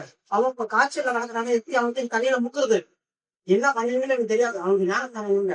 அப்ப என்ன பண்ணாங்க, சரி அவனை இப்படிப்பட்டதாக சூழ்நிலை இருக்கான், அதனால தண்ணி எடுத்து அவன் மேல தெளிச்சு ஈர துணியில தொடச்சு விட்டாங்க. பூரிசா தொடச்சு விட்டு அவனை ஞானஸ்தானம் கொடுத்தோம் அப்படின்னு சொன்னாங்க. ஏன்னா அந்த ராஜாவுக்கும் அப்பதான் அவன் மையம் செத்தாலும் மரணம் போயிடுவான். அவனு செத்து போயிட்டான். அப்ப நீ குழந்தையில ஞானஸ்தானம் எடுக்கிற அப்படின்னாக்கா நீ அமைதியாங்கிற கிடக்குற. இன்னைக்கு நாளைக்கு சாவ கிடக்குற அந்த பேசுல வந்து கிடைக்கல நம்ம. அப்ப குழந்தை ஞானஸ்தானம் என்ன செய்யாது, செல்லுபடியாது.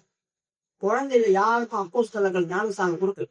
அது ரோமன் கேத்தலிக்ல அப்படி கொண்டு வந்துருக்காங்க. ஏன்னா அந்த ராஜா பண்ணதான் அந்த சரித்திரத்தை வழியா வந்துருச்சு. அப்ப குழந்தைகளும் செத்து என்ன பண்ணுது அவங்களுக்கு தெரியும் தெரிச்சுட்டாங்க. இப்போ தெளிச்சு என்ன பண்ணாங்க, குழந்தைக்கு பெருசாகும் போது ஞானஸ்தானம் எடுத்தது தெரியணுமே. தெரியாம போச்சுன்னா அதனால என்ன பண்றது, ஒரு 10 வயசு 11 வயசு ஆகும்போது புது நன்மைன்னு கொடுப்போம். புது நன்மைனா திடப்படுத்தல். என்னத்த திடப்படுத்தல், நீ சின்ன வயசுல ஞானஸ்தானம் எடுத்த, நீ சின்ன வயசுல ஞானஸ்தானம் எடுத்த குழந்தையிலே ஞானஸ்தானம் எடுத்தோம். அதை மறுபடியும் என்ன பண்றாங்க, இப்போ லைசன்ஸ் முடிஞ்சு போச்சு அப்படின்னு சொல்லும் போது நம்ம என்ன பண்றாங்க, ரீ லைசன்ஸா மாத்திர வேண்டியா, மறுபடியும் புதுப்பிக்கிறோமே. அந்த மாதிரி ஒரு மறுபடியும் ஞானஸ்தானத்தை புதுப்பிக்கிறோம். தலையில் கை வச்சு திடப்படுத்தல் அப்படின்னு சொல்லிட்டு உறுதிப்படுத்தலாம். நீ ஞானஸ்தானம் எடுத்தன மறந்துடாத உறுதிப்படுத்துறது தான் அந்த புது நன்மையை திடப்படுத்தணும். ஏன்னா ஜனங்களுக்கு தெரியாம போயிடும் அப்படின்றாங்க. அதெல்லாம் செல்லுபடி ஆகாது. அதெல்லாம் செல்லுபடி ஆகாது. ஒரு மனுஷன் பாவ உணர்வு வந்த பிறகு, நான் பாவி அப்படின்றதான அறிவு வந்த பிறகுதான் ஞானஸ்தானம் எடுக்கணும். ஏன்னா அவர்கள் போய் யோவான் ஸ்தானம் கிட்ட பாவ அறிக்கை செய்துதான் ஞானஸ்தானம் எடுத்தாங்க. நான் போய் ஞானஸ்தானம் எதுக்கு ஞானஸ்தானம் இருக்கிற, பரலோகம் போகணும். பரலோகம் போறதுதான் ஞானஸ்தானம் இல்ல. நான் பரிசுத்தமா வாழணும். இது வரைக்கும் பாவியா வாழ்றேன், இனிமே நான் பாவியா வாழ மாட்டேன், இனிமே பாவம் செய்ய மாட்டேன், அதுக்கு நான் விலகணும். அந்த ஒரு காரணம் தான் ஞானஸ்தானம். அப்பதான் தீய புஸ்தகத்தில் எழுதப்படும்.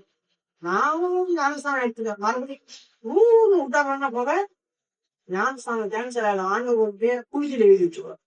ஜீவ புஸ்தகத்துல எழுத மாட்டான். ஞானஸ்தானம் எடுத்துக்க மறுபடியும் போய் நல்லா தண்ணி அடிச்சுட்டு உட்காந்து பண்ணா ஆண்டவர் வந்து கர்த்தர் என் மேய்ப்பனா இருக்கிறார், நான் காட்சி அடையேன், கர்த்தர் என்னை அமர்ந்தா தண்ணி 2 கொண்டு விடுறார். அதான் ஒயின் சாப்பிடணும். அமர்ந்த தண்ணி 2 கொண்டு விடுறார். இப்ப ஒயின் சாப்பிட அப்படி பேசிட்டு நடக்கிறார். கேட்ட ஞானஸ்தானம் எடுத்த நான் அம்சம் ஒருத்தம் போக முடியும். அது செல்லுபடி ஆகாது. அது செல்லுபடி ஆகாது. அப்போ சரியான விதத்துல இந்த 3 எண்ணிக்கை நம்ம கிட்ட இருக்கு. ஒண்ணு, தேவனோடு நீ சஞ்சரிச்சிருக்கணும். 2வது, நீ அந்த பரிசுத்தாவின் அபிஷேகம் இருக்கணும். 3வது, முழுக்க ஞானஸ்தானம் பெற்றிருக்கணும் அப்போஸ்தலர் கையில. இந்த 3 அனுபவம் தான் அந்த பேழையை கட்டக்கூடியதான காரைகள். அந்த பேழையை என்ன செய்யணும், 3 இதுல அழைக்கணும். ஆவி, ஆத்மா, சரீரம். அதுல 3 அறைகள் ஆண்டு உண்டு பண்ணு சொல்றாரு.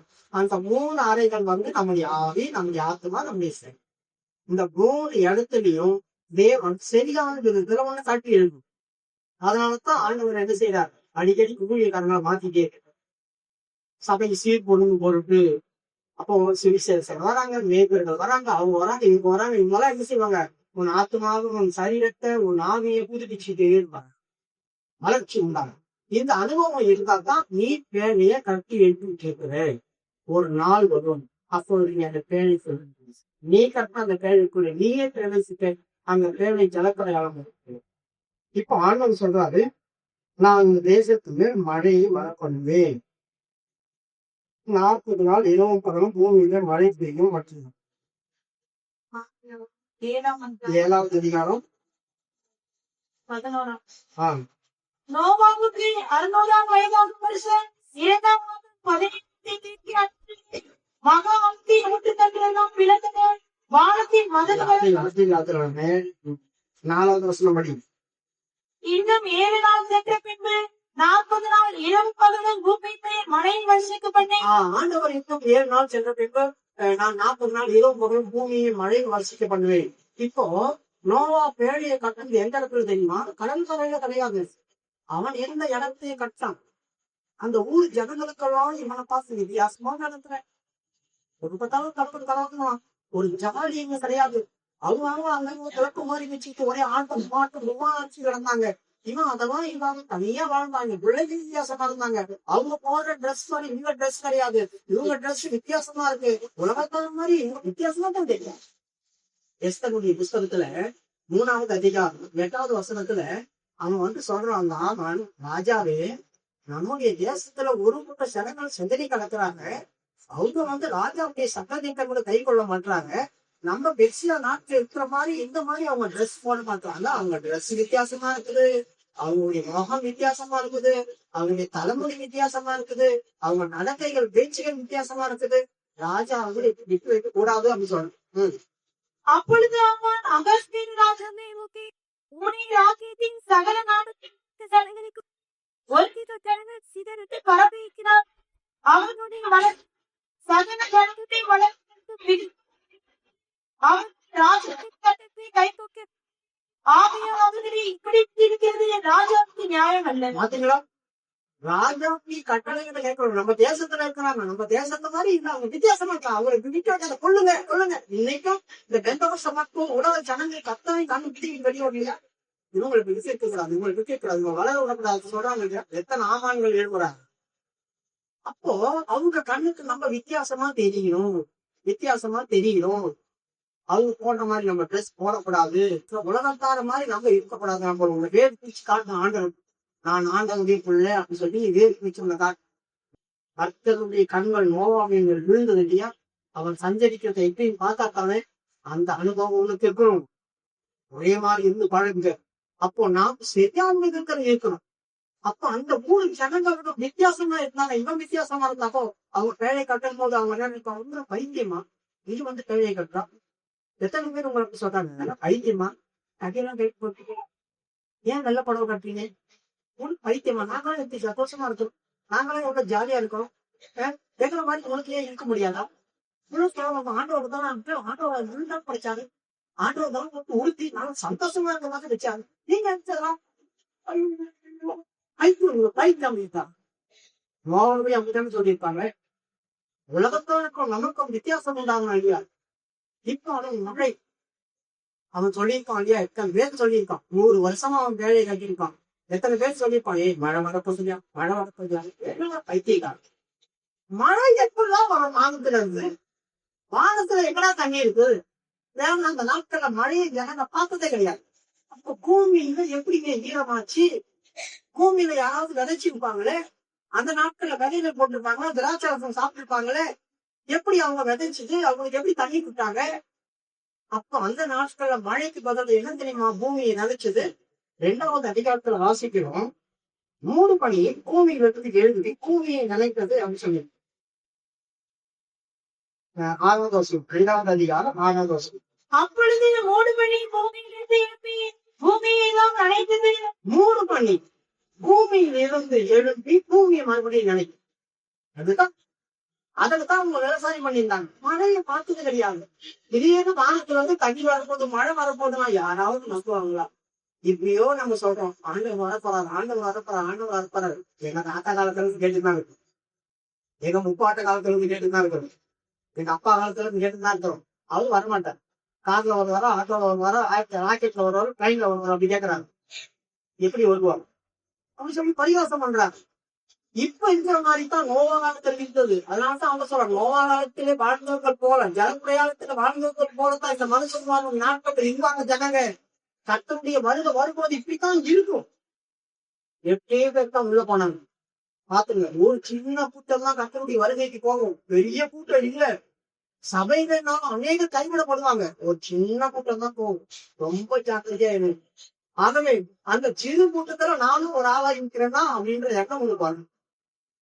இப்போ இந்த மழை வரப்போகுது அப்படின்னா மேல கொண்டு போய் தண்ணி எங்க வச்சார் ஆண்டவர்?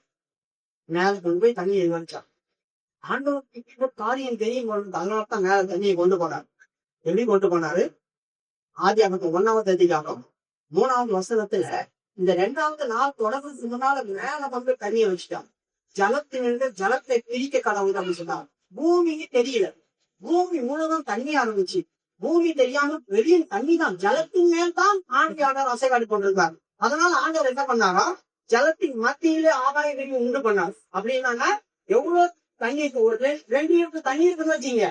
அந்த 2 லிட்டர் தண்ணியில பாதி 1 லிட்டர் தண்ணி. அதுதான் பூமி அந்த ஜலத்தின் மத்தியில. அப்ப பாதிக்கு பாதி தண்ணி என்ன பண்ணாரு? அப்படியே டாப்ல தூக்கிட்டு போயிட்டாரு. ஆதியாகமம் 1ஆம் அதிகாரம் 6ஆம் வசனம். ஆஹ் பின்பு தேவன் ஜலத்தின் ஆகாயம் உண்டாக்கி அது ஜலத்தை பிரிக்கிறது என்று சொன்னார். தண்ணிக்குள்ள ஆண்டவர் ஆகாய விரிவு உண்டு பண்றார். ஆகாய விரிவு உண்டாக்கி அந்த ஜலத்திலிருந்து ஜலத்தை பிரிக்க கடவுள். தண்ணியை பிரிக்குது. அப்படியே தண்ணியை பிரிச்சுட்டு என்ன செய்தால்? கொண்டு போய் மேல வச்சுட்டார். அப்போ மேல இருக்கிற தண்ணிக்கு வானம் என்றும் கீழே இருக்கிற தண்ணிக்கு சமுத்திரம் என்றும் பேர் வச்சா. படிக்க தேவன் ஆகாய விரிவை உண்டு பண்ணி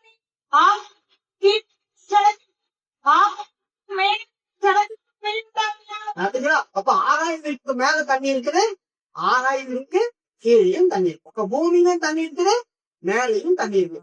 அப்ப இந்த தண்ணி பூமியில இருக்கிற வரைக்கும் வெட்டாந்தரம் காணப்பட முடியாது. வெட்டாந்தரம் வராது. அப்ப வெட்டாந்தரம் காணப்படணும். அதுக்கப்புறமா தான் ஆண்டு சொல்றாரு வெட்டாந்தரம் காணப்படவும் அப்படின்னு சொன்னார். அப்ப வெட்டாந்தரம் காணப்படணும்னா பாதி தண்ணி மேல கொண்டு போய் வைக்கணும். மேல கொண்டு போய் வைக்கணும். அதனால ஆண்டவர் பாதி தண்ணியை மேல கொண்டு போய் வச்சுட்டார். அப்போ மேல இருக்கிற தண்ணிக்கு கீழே இருக்கிற தண்ணிக்கு வித்தியாசம் உண்டு பண்ணாங்க. இந்த தண்ணி வித்தியாசத்துலதான் மழை இல்லாம இருந்துச்சு. நோவா காலத்துல மேகம் கிடையாது. மேகம் எப்ப வரும்? சூரிய கதிர்வீச்சு வந்தாக்கா பூமியில இருக்கிற தண்ணி நீராவியா மேல போகும். அப்ப அது மேகமா மாறும். அதனாலதான் மேகம் இருக்கும். அப்ப நோவா காலத்துல சூரிய கதிர்வீச்சு வராது. ஏன்னா சூரியனுக்கு கீழே தண்ணி ஆக்க வச்சுட்டார். ஓச மண்டலங்களுக்கு மேகம் தண்ணி இருக்குது. அந்த தண்ணிக்கு கீழே சூரிய கதிர்வீச்சு வராது. அதனால இந்த பூமியில எது இருந்தாலும் கெட்டு போகாது. மனுஷங்க செத்தானா அதை புதைச்சாலும் அப்படிதான் இருக்கும். மண்ணு சாப்பிடுறத தவிர கெட்டு போகாது. உடம்பு அவ்வளவு சீக்கிரம் கெட்டு போகாது. ஒரு ஃப்ரிட்ஜுக்குள்ள வச்சா 1 வாரம் 2 வாரம் நம்மள கெட்டு போகாது. அந்த மாதிரி கெட்டு போகாதனால புரிஞ்சு விட்டுருவாங்க. அந்த மாதிரிதான் இருந்துச்சு. ஏன்னா பாக்டீரியாக்களே இந்த பூமியில கிடையாது. சூரிய கதிர்வீச்சு வரும்போது பாக்டீரியாக்கள் உண்டாச்சு. இப்போ இந்த அனுபவத்துக்குள்ள இருக்கும் போது ஆண்டவர் சொல்றாரு, நான் மழை வரப்பணும். இவனுக்கு தேவையை கட்டு முடிச்சான். மிருகங்களெல்லாம் உள்ள கொண்டு போனான். கர்த்தர் என்ன செய்தா? இரவு பகல் ஆண்டவர் வானத்தை மதகுடல்களை கிழித்தா. கொண்டு போய் மேல முடிச்சாலே அதை கிழிச்சுட்டாங்க. கிழிச்ச உடனே வானத்துல இருந்து மழை பெய்ய ஆரம்பிச்சது. பூமியின் ஊர்கள் திறக்க ஆரம்பிச்சது.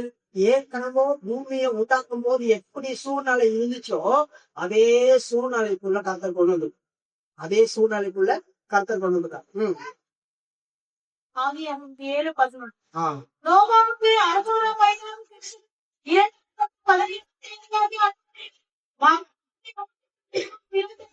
வானத்தின் மதகுகளும் திறந்தன. வானத்தின் மதகுலங்கள் ஆண்டவர் கிழிச்செடுத்தார். கிழிஞ்சு போனது இப்ப ஒண்ணு சேரல. கிழிஞ்சதாக இருந்துச்சு. இப்ப மறுபடியும் இந்த தண்ணியை மேல கொண்டு போவோம். இப்ப கிழிஞ்ச உடனேயும் பேழையில் மதக்க ஆரம்பிச்சது. ஆண்டவர் என்ன செய்தார்? பார்த்தார். சூரிய கதிர்வீச்சு பூமி கீழே வர ஆரம்பிச்சது. சூரிய கதிர்வீச்சு வர வர வர வர இந்த தண்ணிகள் என்ன செய்வது? கொஞ்சம் கொஞ்சமா குறைய ஆரம்பிச்சு மாச கணக்கு. இப்போ ஆண்டவர் நோவாவை நினைத்தருளினார். நோவாவையும் அவனுக்குள்ள இருக்கிறவங்களை நினைத்தருளினார். வாசகம் படி.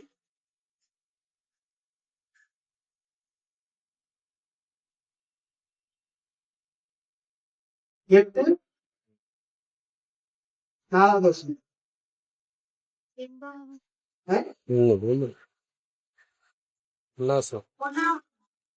தேவன் நோவாவையும் அவனுடனே பேழையிலிருந்த 8:1.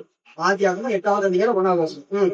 தேவன் நோவாவையும் அவனுடனே பேழையிலிருந்த சகல காட்டு மிருகங்களையும் சகல நாட்டத்திற்கு நினைத்தருளினார். இப்போ நோவாவை ஆண்டவர் நினைக்கிறார். தண்ணி சொச்சம் இருக்கு, அது வேலைதான் இருக்கிறாங்க. ஆரம்பத்துல எப்படி இருந்துச்சோ அந்த மாதிரி இருக்குது. இப்போ ஆண்டவர் பார்த்தாரு, இவங்க எவ்வளவு நாளைக்குலாம் தண்ணியில மெதிக்கிட்டு இருப்பாங்க, இவங்களுக்கு நம்ம பூமியின் வாழ்க்கை கொடுக்கணும், விதைக்கும் அறுக்கும் உண்டாகணும், இவங்க சாப்பிடணுமே, இவங்க தேவையான கொஞ்ச நாள் வச்சிருக்காங்க, அது குடிச்சுன்னா இவங்க என்ன பண்ணுவாங்க, இப்ப இவங்களை பூமிக்குள்ள கொண்டு வரணும், தண்ணி இவ்வளவு இருக்குது, மறுபடியும் வானத்துக்குள்ள கொண்டு போகும்போது மத குலங்கள் ஆண்டு பீச்சாகும். இப்ப என்ன பண்ணார் தெரியுமா ஆண்டவர்? கீழ்காற்றை வீச பண்ணினார் அப்படின்னு சொல்லி படி. தேவன் பூமியின் மேல் காற்றை வீச பண்ணினார். பூமியின் மேல் அப்படி சொன்னாக்கா பூமிக்குள்ள காற்று வீசுது, அது மேல் காத்து.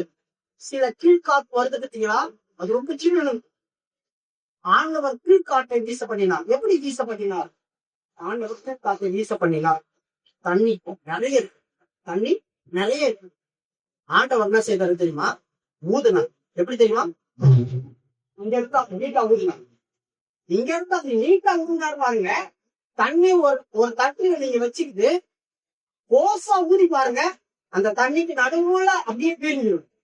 எப்படி செங்கடன் ரெண்டா பிரிஞ்சதோ அந்த மாதிரி தண்ணி பிரிஞ்சது.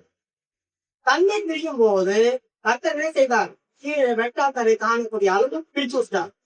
இந்த பக்கமா அந்த பக்கமா இருக்குங்களா, அந்த ஜலத்தை இந்த பக்கமா ஐஸ் கட்டி ஆக்கினார், இந்த பக்கமா ஐஸ் கட்டி ஆக்கினார். அதனாலதான் இனி வெட்டி இந்த பக்கம் ஆட்டிக்கா, இந்த பக்கம் அண்டாட்டிக்கா இருக்குது. ஆட்டிக்காங்க அண்டாட்டிக்காங்க எப்படி வந்துச்சு யாருக்குமே தெரியாது.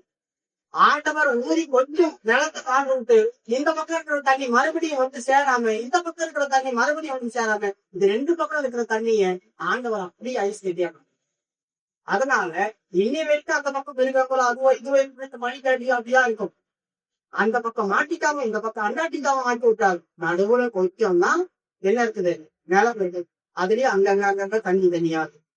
அதனால சூரிய கதிர்வீச்சுகள் வந்து கீழே அந்த தண்ணியை கொஞ்சம் கொஞ்சமா நீராவி ஆகி இருந்துச்சு. ஆகி மேகங்களா போய் இருந்துச்சு மேல. தேவையானப்ப மழை வரும், அந்த தண்ணி மறுபடியும் நீராவியா போகும். அப்ப இது ரெண்டையும் அப்படியே வச்சுட்டாரு. ஏன் அது இன்னும் உருகல? ஏன் இன்னும் அது உருகல? ஆண்டவர் எப்படி தெரியுமா ஊதுனார்? சூரியன் உதிக்குது அல்லது பூமி எந்த சைடா சுத்துதோ அந்த பக்கம் தான் ஊதுனார். அப்ப சூரியன் இப்படி சுத்துதுன்னாக்கா சூரியன் இங்க இருக்குது, பூமி இப்படி சுத்துதுங்க. அப்ப பூமி அப்படி சுத்தும் போது சூரியன் அங்கதான் இருக்குது, சூரியன் வந்து பூமி அங்க தாங்கல, பூமி சுத்துது. இப்ப பூமி சுத்தும் போது சூரியன் இங்க இருக்கும் போது அது நேரா சூரியன் இருப்பாங்க. அப்ப சூரியன் படுறா, அப்ப அந்த இடம் மட்டும் காஞ்சிட்டு இருக்கும், அங்க ஈரப்பதம் இருக்கும். இந்த இடத்துக்கு அந்த இடத்துல இருக்கிறதான அது சூரியனுடைய ஒளியும் வெப்பமும் படாததுனால நாட்டுக்காம அண்ணாட்டுக்காம அப்படி இருக்குது அந்த நாட்கள். ஏன்னா அதனால பண்ணிச்சுன்னா ஐஸ் கட்டி ஒழியும். அதனால இதனால ஆண்டவர் படப்படாமல் இருக்கு. அந்த இடத்துல டிகிரியை குறைச்சிட்டு இந்த பக்கம் வந்து சூரிய உதயம் உண்டாங்க. ஆண்டவர் இவ்வளவு ஞானம் பாரு, அவர் கரெக்டா மேற்கு ஊதி விட்டார். அதனாலதான் இந்த நாள் வரையும் இந்த பூமியில மழையும் பெய்யுது, நமக்கு தேவையான தண்ணியும் கிடைக்குது. இதெல்லாம் ஒண்ணு சேர்ந்தா மறுபடியும் நம்ம நாசமாயிடும். அதனாலதான் பாருங்க, அந்த ஆர்டிகாவும் அமெரிக்காவுல இருக்கிற நாட்டு ஐஸ் கட்டி கொஞ்சமா கரை பூமியை மூட போகுதுன்னு அவன் ஆராய்ச்சி பண்றோம், பயமுறுத்திட்டு இருக்கிறான். நம்ம ஆண்டவர் நினைக்க வைத்து அது நடக்கும். கர்த்தர் அதை செய்திருந்தார். அடுத்தது உங்களுடைய பேரை அரடாத்து மலையில வந்து நின்றுச்சு. உங்களுடைய பேரை என்ன செய்தது? அரடாத்து மலையில வந்து நின்றுச்சு. ஆண்டவர் சொல்றாங்க, இப்போ இது மிருகங்கள் கிளம்பிடும். மிருகங்கள்லாம் திறந்துட்டார். மிருகங்கள்லாம் திறந்த போது 9வது அதிகாரம் வரும்போது ஆண்டவர் சொல்றாரு, இது கிட்ட இனிமே நான் மனுஷன் அழிக்க மாட்டேன். ஏன்னா மனுஷனுடைய நினைவு தோட்டமெல்லாம் பயங்கர பொல்லாத்தா இருக்குது. இனிமே நான் அழிக்க மாட்டேன். இப்ப செய்தது போல இனிமே நான் செய்ய மாட்டேன். அவனுடைய எண்ணமெல்லாம் அப்படிதான் இருக்குது, போகணும் அப்படி சொல்றான். எட்டு கடைசி சுகந்த வாசனை கர்த்தர் முகந்தார். அப்பொழுது கர்த்தர், இனி நான் மனுஷனுக்கு பூமியை கவிப்பதிலே மனுஷத்தை எச்சிருக்க அவன் சிறுவயது பற்றி கொள்ளாததா இருக்கிறது. நான் இப்பொழுது செய்தது போல இனி சகல பூமியுள்ள நாளெல்லாம் விதைக்கும் அறுக்கும் சீதனமும் உஷ்ணமும் கோடை காலமும் மாறி காலமும் பகலும் இரவும் பொழிவதில்லை என்று தம்முடைய உள்ளத்துக்கு சொன்னார். இப்போ ஆண்டவர் வந்து தன் உள்ளத்துல சில காரியம் சொல்றார். ஏன்னா முதல் வந்து இந்த சீதோசன நிலை வராது. காரணம் என்ன? வானத்துக்கு மேல தண்ணி கீழே தண்ணி ஒரே சீனாலதான். எப்பவும் வெயில் அடிக்குதா இந்த அளவுக்கு தான் வெயில் அடிக்கும். குளிர்ச்சா இவ்வளவு குளிர்ச்சிதான் இருக்கும், வேற எதுவுமே மாறாது. வெயில் காலமும் குளிர் காலமும் மழை காலமும் அப்படி மாறி மாறி வருவதில்லை. ஆனா என்றைக்கு ஆண்டவர் மதகுலத்தை கிழிச்சாரோ, என்றைக்கு ஆண்டவர் நோவாவை கூட நாங்க சேர்த்தாரோ அப்படின்னு சொல்றாரு, ஐயோ மழைக்காலம் வந்து குளிர்காலம் வருமே, வெயில் காலமும் இருக்குமே. இதெல்லாம் ஆண்டவர் மனதில் நினைக்கிறாரு. சீதோசன நிலை மாறும். சீதோசன நிலை அந்த நோவா காலத்துக்கு அப்புறம் தான் இந்த சீதோசன நிலை மாற ஆரம்பிச்சது. இந்த சீதோசன நிலை மாறும்போது என்ன சம்பவிக்கும்? நம்முடைய சரீரத்துல சில மாற்றங்கள் உண்டாகும். இப்ப வெயில் காலத்துல பாருங்க, அம்மா வருது, அது வருது, இது வருது, எல்லாமே வருது. அப்புறமா பனி காலத்துல இருந்துட்டே கிடக்கும், சளியா இருக்கும். மழை காலத்துல காய்ச்சல் வரும். இப்படிப்பட்டதான காரியங்கள் அந்த அந்த சூழ்நிலைக்கு ஏற்ற மாதிரி நம்ம சரீரம் மாற வெறிக்கும். நமக்கு சரீரத்துல பாதிப்பு உண்டாகும். இது ஆண்டவருக்கு தெரியும். இது ஆண்டவருக்கு தெரியும். இப்ப என்ன பண்றது? சீதோஷ நிலை மாறும்போது உங்கள் சரீரத்துல சில மாற்றங்கள் வருங்க, சில வியாதிகள் வருங்க. நான் உங்களுக்கு என்ன பண்ண வேண்டும்? அதனால ஆண்டவர் சொன்னார், மாம்சம் புசிங்க, மாம்சம் புசிங்க. இதெல்லாம் உங்களுக்கு ஆகாரமாய் கொடுத்துருக்கிறேன். அப்ப இது வரைக்கும் அவங்க என்ன புசித்து இருக்காங்க?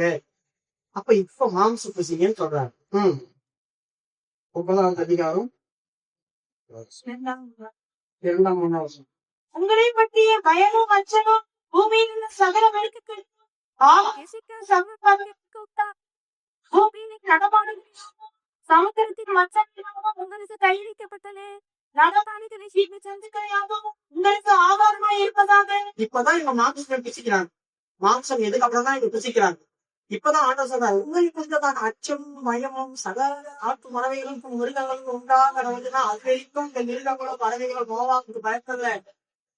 மிருகங்கள் எல்லாம் மாம்சம் அந்த நாட்களை புசிக்கல. அப்படி புசிட்டு இருந்தா இந்த 8 பேரையும் கால் பண்ணி ஆப் பண்றோம். ஏன்னா 1 வருஷம் வரைக்கும் அவங்க இருந்தாங்க பேழைக்குள்ள. 1 வருஷம் வரைக்கும் மிருகங்கள், நாட்டு மிருகங்கள் வச்சு, நாட்டு மிருகங்கள் வச்சு, ஓனாய் இருந்துச்சு, ஆடு இருந்துச்சு, மாடு இருந்துச்சு, எல்லாமே இருந்துச்சு. அப்போ இதெல்லாம் அதை சாப்பிட்டுக்கோமே. ஆண்டவர் 2 பேர் தானே உங்க பண்ண சொன்னாரு. 2 மிருகங்கள், அப்புறம் நன்மையான மிருகங்கள். நல்லவைகள் 7 ஜோடும், நல்லவைகள் அல்லாத 2 ஜோடும். அப்ப ஆணும் பெண்ணுமா 2 நல்லது இல்லாத, நல்லதை 7 உள்ள கொண்டுதான். அப்ப இது 1 வருஷ காலமா அதுல இருந்துச்சு. 1 வருஷ காலமா ஒன்னு அடிச்சு சாப்பிட்டுட்டாரா? அப்ப மிருகங்கள்லாம் அந்த நாட்கள் என்ன சாப்பிட்டுச்சு? மனுஷங்கள் என்ன சாப்பிட்டாங்க? அப்ப மனுஷங்களுக்கு மிருகங்களுக்கு காய்கறிகள் தான் சாப்பிட்டாங்க. மனுஷங்கள், மிருகங்கள், பறவைகள் எல்லாமே காய்கறி தான் சாப்பிட்டாங்க. அதிகாரம் 1 31வது வசனம். 30, 31. ஆதியாகமம் 1, 30, 31. ஆதியாகமம் 1, 30, 31.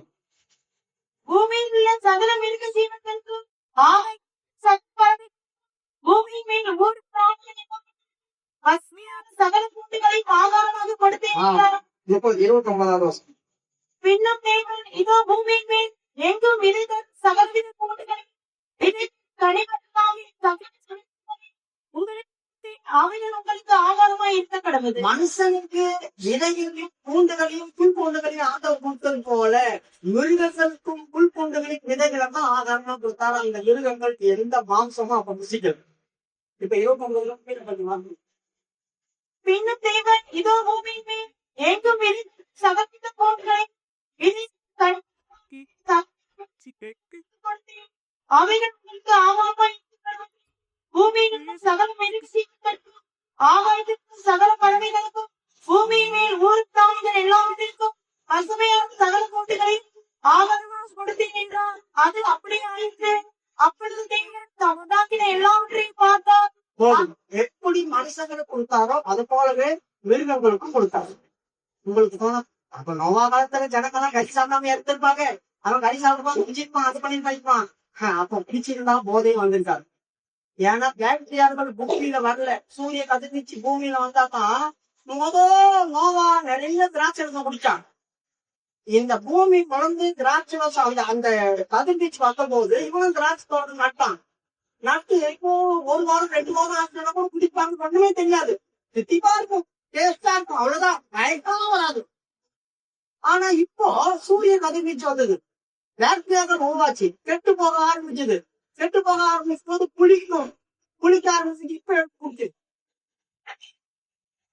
திராட்சை ரசம் எடுத்தா குடிக்கணும் தெரியாது. இப்ப குடிக்கும்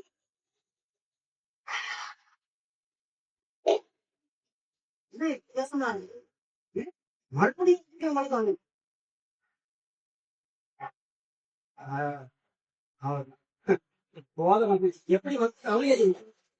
எப்படி வந்துச்சுன்னு அவனுக்கே தெரியாது. வித்தியாசமா பண்ணாலும் நட்டுட்டு போகுது. இந்த பக்கம் நடந்தா அந்த பக்கம் போறான். இப்போ ஆள் டோட்டல் சேஞ்ச். துணி விளைச்சது கூட தெரியும். துணி விளக்கத்து கூட கிடையாது நிர்வாகம். அவன் நல்ல சுய புத்தி இருந்துச்சுன்னா அவனுக்கு படுப்பானா? சுயமா அவனுக்கு அந்த அறிவு இருந்துச்சுன்னா, ஐயோ துணி விளக்க பூச்சி மாட்டாது, போதில ஒண்ணுமே தெரியல, அறிவு மதி மயங்கி போச்சு, அதனால என்ன பண்றது தெரியாம பார்த்துட்டான் பலன். அப்போ நேசியாக்கள் வந்ததுனாலதான் இந்த மாதிரி காரியம் ஆச்சு. அது வரைக்கும் அவங்களுக்கு கதான் சாப்பிட்டாலும் போதல கோலாகலத்துல இருந்தாங்க, குடிச்சுட்டு இருந்தாங்க, மிருகங்களை அடிச்சு சாப்பிட்டு இருந்தாங்க. ஒரே குடிகாரங்க, குடிகாரங்களா நாட்களை கிடையாது. அப்ப கோலாகலத்துல எதுதான் பண்ணிட்டு இருந்தாங்க? ஆணோட ஆண், பெண்ணோட பெண் விபச்சாரம் பண்ணாங்க, ஓர் பேச்சாக்கை அதிகமா இருந்துச்சு, மிருகங்களோடு புணர்ந்தாங்க, கொள்ளடிச்சாங்க, கொலை செய்தாங்க, தன் தேசத்துல இருக்கிற எல்லாத்தையும் ஒன்னோட ஒன்று நாசம் பண்ணாங்க. அதுதான் கற்பூசி பார்வையில போடாத. அவர்கள் ஆணையும் கல்யாணம் பண்ணாங்க, பெண்ணையும் பெண்ணையும் கல்யாணம் பண்ணாங்க. அதுதான் கற்பூசி பார்க்க மகா அற்புதமா இருந்துச்சு. குடிகாரன் அவன் அதான் வச்சுக்கான இதை சாப்பிட்டான், அதெல்லாம் இல்லவே இல்லை. அதெல்லாம் அவங்க காலத்துல கிடையாது. இப்ப ஆண்டவர் நோவா கிட்ட சொல்றாரு, உன்னை குறித்ததான அச்சமும் பயமும். இப்பதான் சொல்றாரு, உன்னை குறித்ததான அச்சமும் பயமும் சகல தாண்டு பதவிக்கிறார். ஏன்னா இவங்க எல்லாம் கும்பலதான் இருக்காங்க. ஒரு வருஷமா அந்த பேழைக்குள்ள எந்த மிருகம் நோவா பார்த்து நக்கி பார்த்து நல்லா டேஸ்டா கொஞ்சம் கடிச்சுட்டா சொல்லி கேட்கறேன். கொஞ்சம் கடிச்சுட்டா கறி சாப்பிட்டு ரொம்ப நாள் ஆச்சு, ரத்த நாளையே இல்லை, கொஞ்சம் கடிச்சுட்டா அப்படி சொல்லி கேட்க. நோவா எல்லாத்தையும் புல் பூண்டுதான் தந்திருக்கா. ஆனா இது முடிஞ்ச உடனேயும் ஆண்டவர் இப்ப சொல்றாரு, உங்களுக்கு அச்சமும் பயமும் படி மறந்து. ஆவியார் 9:2. உங்களை பற்றிய பயமும் அச்சமும் பூமியில் உள்ள சகல மிருகங்களுக்கு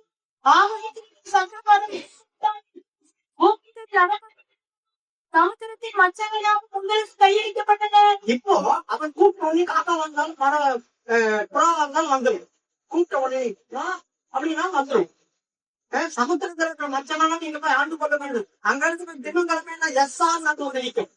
அந்த மாதிரிதான் அந்த நாட்கள் ஆண்டவர் வச்சிருந்தார். ஆனா இப்ப சொல்றார், உங்களுக்கு கொடுத்த அச்சமும் பயமும். மனுஷனை கொடுத்ததான அச்சமும் பயமும் அவங்களுக்கு எப்ப தெரியுமா தோணுச்சு? இப்ப ஆண்டவர் சாப்பிடுங்க, கறி சாப்பிடுங்க, அப்பதான் உங்க உடம்பு எழுத்தா இருக்கும். கறி சாப்பிடலாம் அவ்வளவுதான் செத்துருவீங்க, சீரோ பொண்ணுதான் அவங்க சொல்றாங்க இல்லையா? இப்ப ஆடு மாடு மிருகம் வந்து திடீர்னு ஒரு மாட்டை பிடிச்சா மன தொண்டையாகலாம். அந்த மாடு சீக்கிரமா இல்ல அந்த ஆடு அது கத்தர சாப்பிட்டு அடுத்த மிருகங்களுக்கு பயத்தை உண்டு பண்ணும். ஏன்னா சத்தம் தான் பயத்தை உண்டு பண்ணும். மிருகங்கள் பக்கம் அதான் அவி அறுக்குறானே கொள்றானே ஓடு. மனுஷனுக்கு முன்னாடி நிற்கக்கூடாது. அந்த பறவைகளும் மிருகங்களும் அதன் பிறகுதான் அலறி அடிச்சு ஓட ஆரம்பிச்சது. மனுஷனை பார்க்கும் போதே பயம் வந்துச்சு. இவன் நம்மளை கொள்ளுவான், இவனுக்கு முன்னாடி இவன் நம்ம கொள்ளுவோம். அதனாலதான் காட்டு மிருகங்களா இருந்தாலும் முதல் நம்மளை பார்க்கும் போதே அதுக்கு தோணும், நம்மளை கொல்ல போறோம், இவனை நம்ம கொள்ளுவோம் அப்படின்னு சொல்லிட்டு நம்மளை கொள்ள வரும்.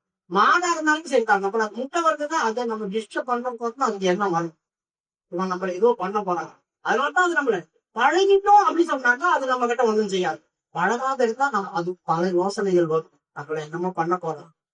அப்ப நம்மளை கொடுத்ததான பயம் ஆட்டோமேட்டிக்கா அதுக்கு வந்த காரணம் என்னன்னா, ஆண்டவர் சொன்னார் கறி சாப்பிடுங்க. மிருகத்தை காலி பண்ணும்போது அடுத்த மிருகம் பார்க்கணும், அது போடுற சத்தத்துல அழுச்சி ஓடிச்சு. இப்படித்தான் ஆண்டவர் நோக்கங்கள் கொண்டு வந்து இந்த பூமியில வச்சு பணிக்கு பண்ணார்.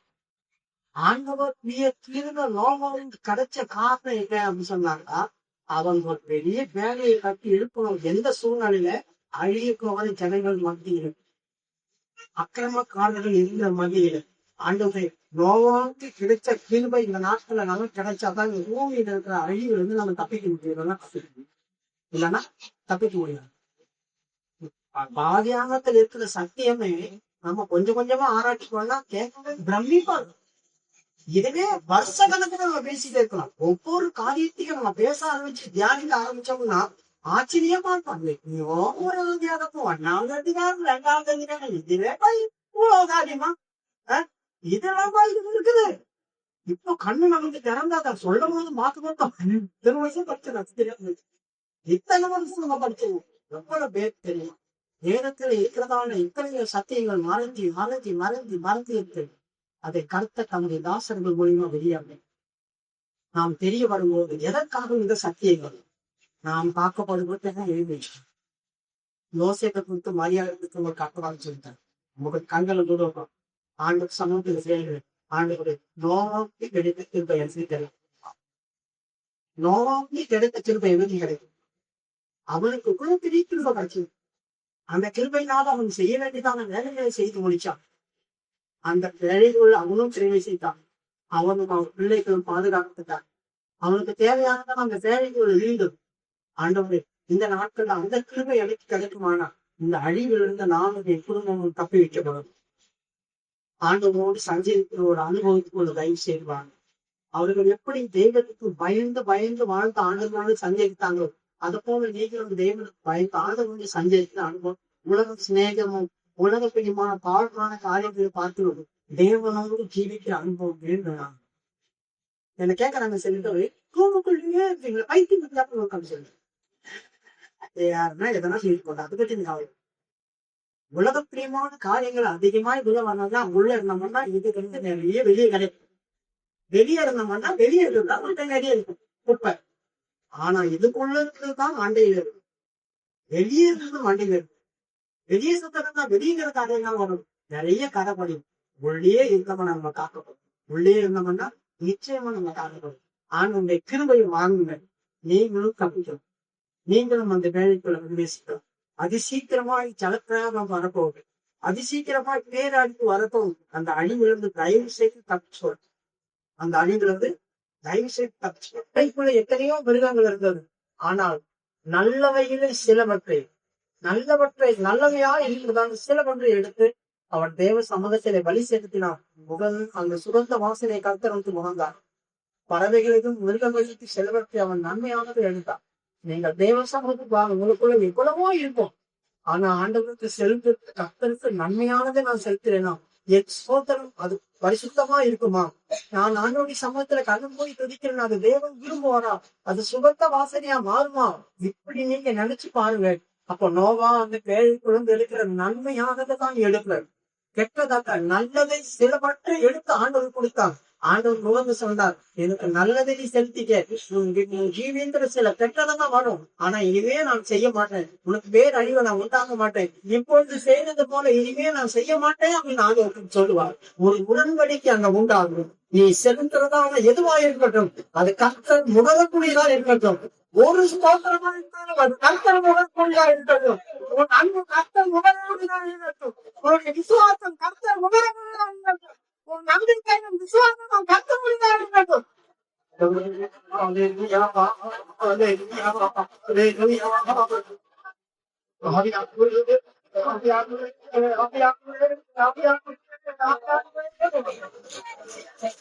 கர்த்தர் நமக்கு செய்த எல்லா நன்மைகளுக்காக நாம் ஸ்தோத்திரம் பண்ணுவோம்.